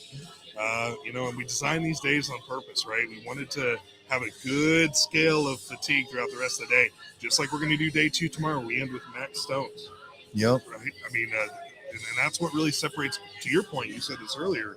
Great athletes, right? Great athletes and people that are veterans know how to endure and how to hydrate, how to eat appropriately as they go through a day like this. And like I mentioned before, there's a lot of folks that are fighting for more indoor versus outdoor events. Personally, you know, the world shows are outdoors, a lot of them, right? So, and honestly, they're most entertaining. You have to be ready to be able to endure the elements of strongman, and these guys are doing a great job of it. Absolutely, We got Jasper and David Pafal now. I'm really excited to watch Jasper in this event. Jasper is a monster deadlift. Going for the thick handles. He's had some issues with his hamstrings. He's actually going to get some work done on here pretty soon. But you know what? I saw this man pop his hamstring before the show and then earn his pro card later. It was at the Rainier Classic. If you go check out those highlights, he was taped most of the time, but he gritted it out. You can just tell it's bothering him. But he's a monster deadlifter when he's healthy. I can't say that enough. But David's putting on a show here with the high heels. Oh, and he's like calling it. No, he's not. Well, oh, okay. I thought he was just like, no, I just need to breathe. Oh no, it looks like his leg's bugging him a little bit. And Connor from the stands and from the audience saying, "Get one more, dude." Wow, very impressive. Yeah. Very impressive display. Short time, getting there it is. From the audience, I love this. Like getting pushed, saying, "You can do it. Keep going." Yep. And would he, you know, if he would not have come back for that, he would have left 2 on the field. 2 on the field. That's important, man. I mean, listen, there's a reason why we do 3 events in one day instead of 5. We love to see these athletes at their peak performance. Push yourself hard because you're going to have a day to recover, a night to have an ice bath. I mean, push yourself, right? And then we want to see the maximum output out of you. And David just showed that, and I love that he did that. It's great. Beauty of 2-day shows. I love it. Mm-hmm. All right, now we got Josh BFT Hatfield coming up here in lane 2, and he and Joe Stella are good friends, and they're good buddies. So give each other a hug before we go. But they're going to be going head-to-head here, and once again, Joe representing the Kabuki team as their strongman coach. And if there's one thing we know about Josh, it's 2 things. He has a world record capable type of farmer's grip, right? And he's a great deadlifter. He's going to destroy this, in my opinion. He's my favorite to win. I mean, yeah, look at that. And Joe, like you said before, is in great shape, right? Yep. Did he have an ab cramp? No, Josh had an ab cramp. I know he's been dealing with something like that. Let's see if he can gut it through. Come on, Josh. Wow, look at that. Like, he knows what he needs to get. Impressive. He knows what he needs to get. He's going to get it. Yeah. Oh, wow. Yeah. Yeah, he's been dealing with some abdominal, and when he gets a tight belt, this happens to him. So he'll gut it through. Yep. Excellent. Yeah, and Josh is I love to see it. No stranger to pain either. Yeah. I've known him for a long time, man. That dude can grind. It looks like Joe's going to flip the handle. 7 reps at the fat grip. 8 reps. That boy. He might look at that. He's just like, going to walk away. I'm going to go drink something. Go hydrate a little bit. Very impressive. And it looks like my prediction was right. He got to put his grip and his back on display there. Very proud of him. I think he's walking away with the win in that one. I think you're right. Yeah. All right, and that's going to do it for the last event of the Rainier Classic Day 1. Now we're going to go ahead and clean up here. We're going to let all the volunteers go home, get some sleep, eat, drink. But, Zach, let's kind of recap today. It's been a great experience with you, by the way, in here. Likewise. Yeah. What are some highlights for you? Well, one of the first ones that hops out to me is, the 310 log, which was to break the world record for the women's log clean and press. Huge. And then Yep. And then she says, "Hey, why don't we just break it again? Let's go to 320." And no, not 311, not 312. Why don't we just put another 10 pounds just slap on another 10 pounds on, whatever, Hey. Yep. And very impressive. So that was really fun to watch. And actually, sorry, wasn't 320, it was 321.4 321.4. because it was weighed on a calibrated scale. So we Yep. know the exact weight that it was. Yes. And yeah, just super impressive. I think she had more in the tank too, honestly. I know. And that's the thing. Inez is going to continue to get better and better. And she really is one of the world's best athletes in the sport. I believe, once again, for me, the women here at the show at the Rainier are once again taking it. As far as like what I've seen and what I enjoy watching, and I'm talking about both amateur as well as pro-am. The amount of guts that was on display today, especially from the deadlift perspective, I really enjoyed watching it. And I will say, I enjoyed the technique and the discipline that came with a lot of the back throwers today. And I loved seeing, this unique, event that we came up with come to fruition. I think we got to see a side of strength that, we don't usually get to see, and that's the more strategic side of strength. And I dig it. And I know it's something you dig too, because the way that you were successful in all the years you were competing, you still are, it's because of how cerebral you are with the sport. And I loved being able to see that, here today. So got a chance to see a couple world records. Got a chance to see a lot of athletes grit it out in the heat, and no rain. Don't say that yet. We still got another day. What's going on? Yeah. So, but no, the first year we were able to go without rain. I'm like freaking out right now because I'm so excited. And so, anyways, but what do we have to look forward to tomorrow for day 2? Yeah. So tomorrow we have some very interesting events, and please correct me if I'm wrong on the order. Yeah. I will. Yeah. So we have the we have the Chaos Keg Clean and Press. Yep. Which is going to be a clean and press with a very interesting twist. It is not just a normal filled keg. It is intentionally left about 1/3 empty. So there's a lot of sloshing occurring. And with the pros, it's not just enough to fill the keg 2/3 full with water. It is 2/3 filled with water, sand, and lead to bring it up to a little over 220 pounds of just really sloshy, messy, unruly, doesn't roll like it's. I got a chance to lift it a little bit, and it is disgusting. It is not fun. I know you got a chance to lift it, and you might be one of the best people on the planet at lifting it. Oh, I appreciate that, my friend. Coming from you, seriously, that means a lot to me. You have no idea, actually. But I definitely admit I definitely am known more for my pressing side. But I think one thing that's always bothered me about kegs in the sport is how it's always been done with a mixed grip. Mm-hmm. And I think the one thing that we're bringing into the show is that, for the keg press, not only is it going to be unruly, but they have to press it with both their hands underneath the keg. That's a really good point as well. Yeah, and honestly, and a lot of folks have been saying, oh, that's dangerous and, everything. It's strongman, right? It's your job as an athlete. It's dangerous. I mean, it's strongman. And so, once again, Lucas and I spent a lot of time and we did a lot of, testing back and forth to figure out what's the perfect amount of water to put in the keg versus how much lead or sand that we put in to make it harder.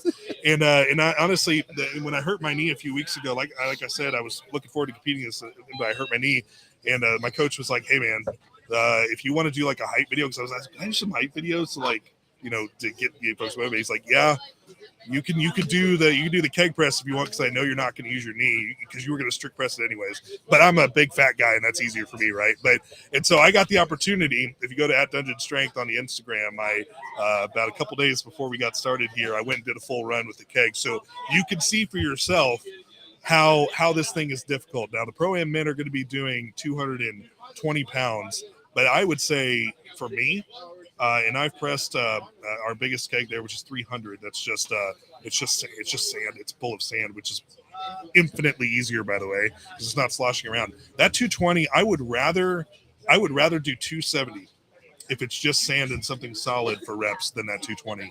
It's going to test how stable you are across your entire frame. It's going to test your wrist strength, your arm strength, your tricep strength. And, what I loved about this is why I'm glad we got a chance to talk to you about this when we were thinking through these events, is because, you're not punished for being technical in your movement, but there's a lot of folks that are going to be push pressing and jerking. But because of the slosh, right, you can have a really great lockout, but then the elements are going to come back down. So not only do you have to have a great lockout, but it's going to come back down. And can you stabilize? Are you strong enough to be able to stabilize under that? And so I got a chance to throw down a challenge to the Pro-Am men. I was able to get 6 completed reps. And I think that's going to be a challenge for these guys, but I know they're up for it. I know they all are. So yeah, I guess. I'm really excited about that event. Yeah. And that's not to take, man, we have so many fun things to watch tomorrow. Tomorrow's going to be a blast. Tomorrow's going to be awesome. Tomorrow's going to be awesome. I don't know if I'll be able to sleep. Yeah. So, but that's event 4, right? Yep. And then our next event that we have coming up is everybody's favorite, the burn and turn, right? And this was an event that got a lot of controversy when we announced it, and I wanted it that way, right? Because one thing that and I did CrossFit for several years after I started my career at Walmart, and I gained a bunch of weight after rugby, got out of shape, and just went and started. And this is before I even thought I could really train strongman just in general, right? But I have a lot of respect for the sport, and what I've been loving about what they've been doing is, if you've been watching the CrossFit Games this past year, how many elements of strongman they're bringing into the sport. And I was so pumped to be able to see these incredible athletes that are 5'7", 180 pounds, just great kinetic athletes. And I was seeing them shoulder 350-pound sandbags. They're doing Husafel runs. They had a max log at a CrossFit show, and that got me pumped up. And so when we were thinking about this show, we were like, what element is commonly seen in the CrossFit world where we're able to show maximum power output in a short amount of time? And that's where the idea came from for the burn and turn. Now I trained for this as well, and I'm being a bigger guy helps on this, that's sure. But for the Pro-Am men, and of course the amateurs are going to go tomorrow as well, we have to do 30 calories. It is a 90-second event. You have to do 30 calories, and then you have to carry a 350-pound sandbag as long as you can. Training for this, I've thrown up 4 times. And I loved every minute of it. But it's going to be so cool to see. We're going to see these athletes go head to head. Who can put out enough power to get through the bike fast enough, but be able to have the endurance to be able to pick up a heavy implement like a sandbag and just walk it? Who has the sheer will to win? Yeah, and I'm hoping this is a good example of, and this is why I got a little weird with the OSG qualifiers last year, and we put a combine bench press in, right? I want other sports to be able to look at what we're doing and say, okay, cool, you guys had a max log. Watch how fast we do, get up to 30 calories on the bike before they go. And just seeing that power output, I mean, wait till you see these athletes put that type of power out and see what that's going to look like. I just can't wait for it. And I think it's a good opportunity for other mainstream sports, right? As we're trying as a community here to grow strongman, it's important to show collaboration, in my opinion, right? Absolutely. So, like they want to play. We want to play. We want to play too, right? We're not just big, bulky, weird athletes. I mean, you saw it today. Yeah, we are that, but we're not just that. Yeah, exactly. And so, and this is an opportunity. And like I said, I got a lot of feedback from a lot of the athletes say, I am in the best shape of my strongman career. And you saw that today. Like because of how hard people have been working on this, I didn't really see anybody get that gassed at 60 seconds of running back and forth on sandbag, which is great to see. So, what do you think? I think the secret's out. I think conditioning is a good thing to have.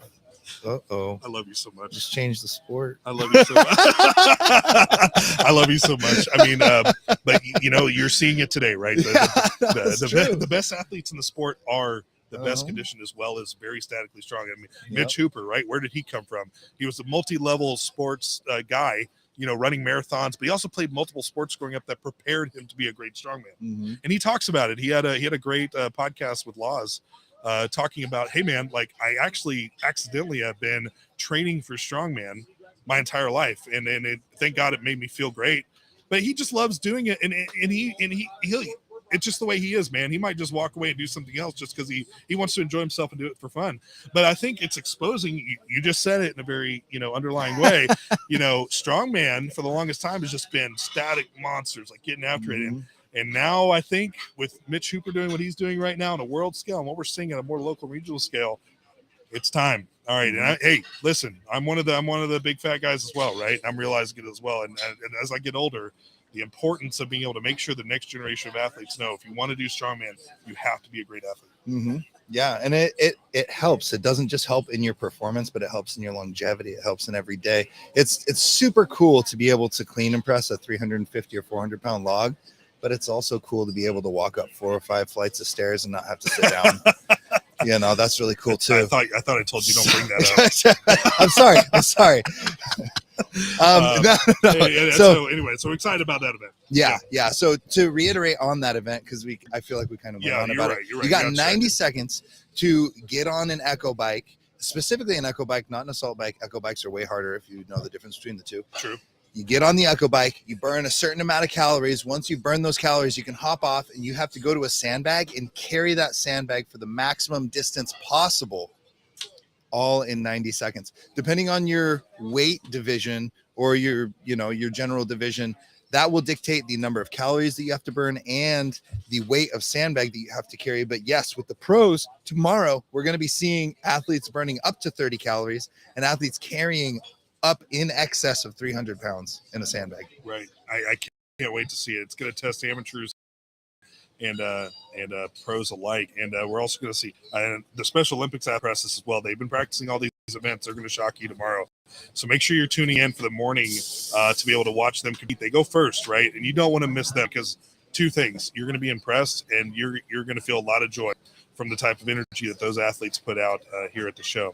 All right, and then let's go ahead and talk about our last event. We'll go ahead and sign off and let you guys get to the rest of your Saturdays. But the last event, super exciting. Once again, records opportunity here at the Rainier Classic this year for both the amateurs and for the pro-am athletes, a max stone over bar. Yeah, and that's going to be very fun to watch. We have some tremendous stone loaders, not just in the men, but also in the women. And we have stones here that are heavy enough to a standard, being loaded over a standard in which they would be breaking the world record. So there are potential world records to be broken tomorrow. Yep. And like you said earlier in the amateur show, we are one of the few gyms on the planet, few places on the planet that have a stone over 600 pounds here. Yep. Now, if I see someone break the ground with that, I'm going to freak out. I'm going to give them a hug, and I might sponsor myself, to be honest with you. But we have it here just in case some of the men are up for it. I don't think we're going to. As much as I love these guys, I don't think we're going to see it for the men. I think we're probably going to see. I was talking to Lucas about this yesterday. I think we're going to see, be ready to see a mid fives happen. But I think a low fives is probably going to be the deciding factor here. But the thing to get excited about again is Inez now got a world record twice. The same opportunity might happen again tomorrow for the women for world record. So make sure you're tuning in for that as well. But we're also going to see a lot of grit from the amateur athletes as well. And I can't wait to be with you to talk it. No, I'm going to take my time and talk to the people that are watching you. No, you stop. You stop it. Josh is trying to distract me from providing you a great experience. You stop it. You come over here, you deadlift a 735-pound bar like 8 or 9 times or whatever. How many? I don't know. I can't count that high on the low bar. And then you just come over here. By the way, your belly button isn't up here. By the way, it's down here. It wasn't my belly button. Oh, okay. It was Whatever. my one ab cramp. One ab I have going on. Decided to cramp up. You cut my shirt so my titty pops out. There you go. Hey, we're on a live stream. You watch that. All right. Anyway. Yeah. All right. So Josh Hadfield, ladies and gentlemen, honestly, really great friend of ours. Yeah. Known him for years. Good Wonderful man. guy. Wonderful guy. So, but those are the 3 events we have to look forward to tomorrow. Once again, thank you for tuning in. I hope you've enjoyed it just as much as I have for day one.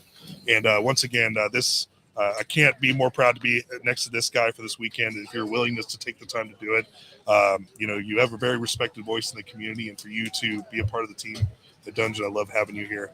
And I can't wait to do it again tomorrow. Absolutely. Likewise. All right. And I hope you guys enjoyed yourselves. Yeah. I hope that you can get some good rest this evening and return with us tomorrow morning for the amateur, the novice, and the master's classes, and then tomorrow afternoon for the pro-am. What time are those starting? Yeah, so we're going to be sticking to the same timelines we had today. I know we were a little bit late with the morning, but we're going to be starting at 9 a.m., right, for that's when the Special Olympics are going to kick us off for the novice, the amateur, and the master's classes, right? And then we're going to be shooting for that 1 p.m., ish, maybe 1:30 for the Pro-Am tomorrow, because we're going to be, you and I will be broadcasting the awards ceremony, and the unique thing that we do for our awards ceremony here that we're going to be able to commentate on. It's going to give us a good example to recap, what we've seen, and also kind of see the crazy things that we do here. But then, so we might take a little bit longer for the awards ceremony, but then the Pro-Am will go and we'll do the awards ceremony for them. And once again, we'll be able to maybe be able to make someone a professional strongman or woman or strongman for the first time in their career, and be able to give somebody some cash to be able to walk home with. So that's what we can look forward to tomorrow. Excellent. Okay. Wonderful. Great. And as for Zach McCarley, I'm Ryan Terry. Have a great night, and we will see you tomorrow. Catch you guys tomorrow. See you.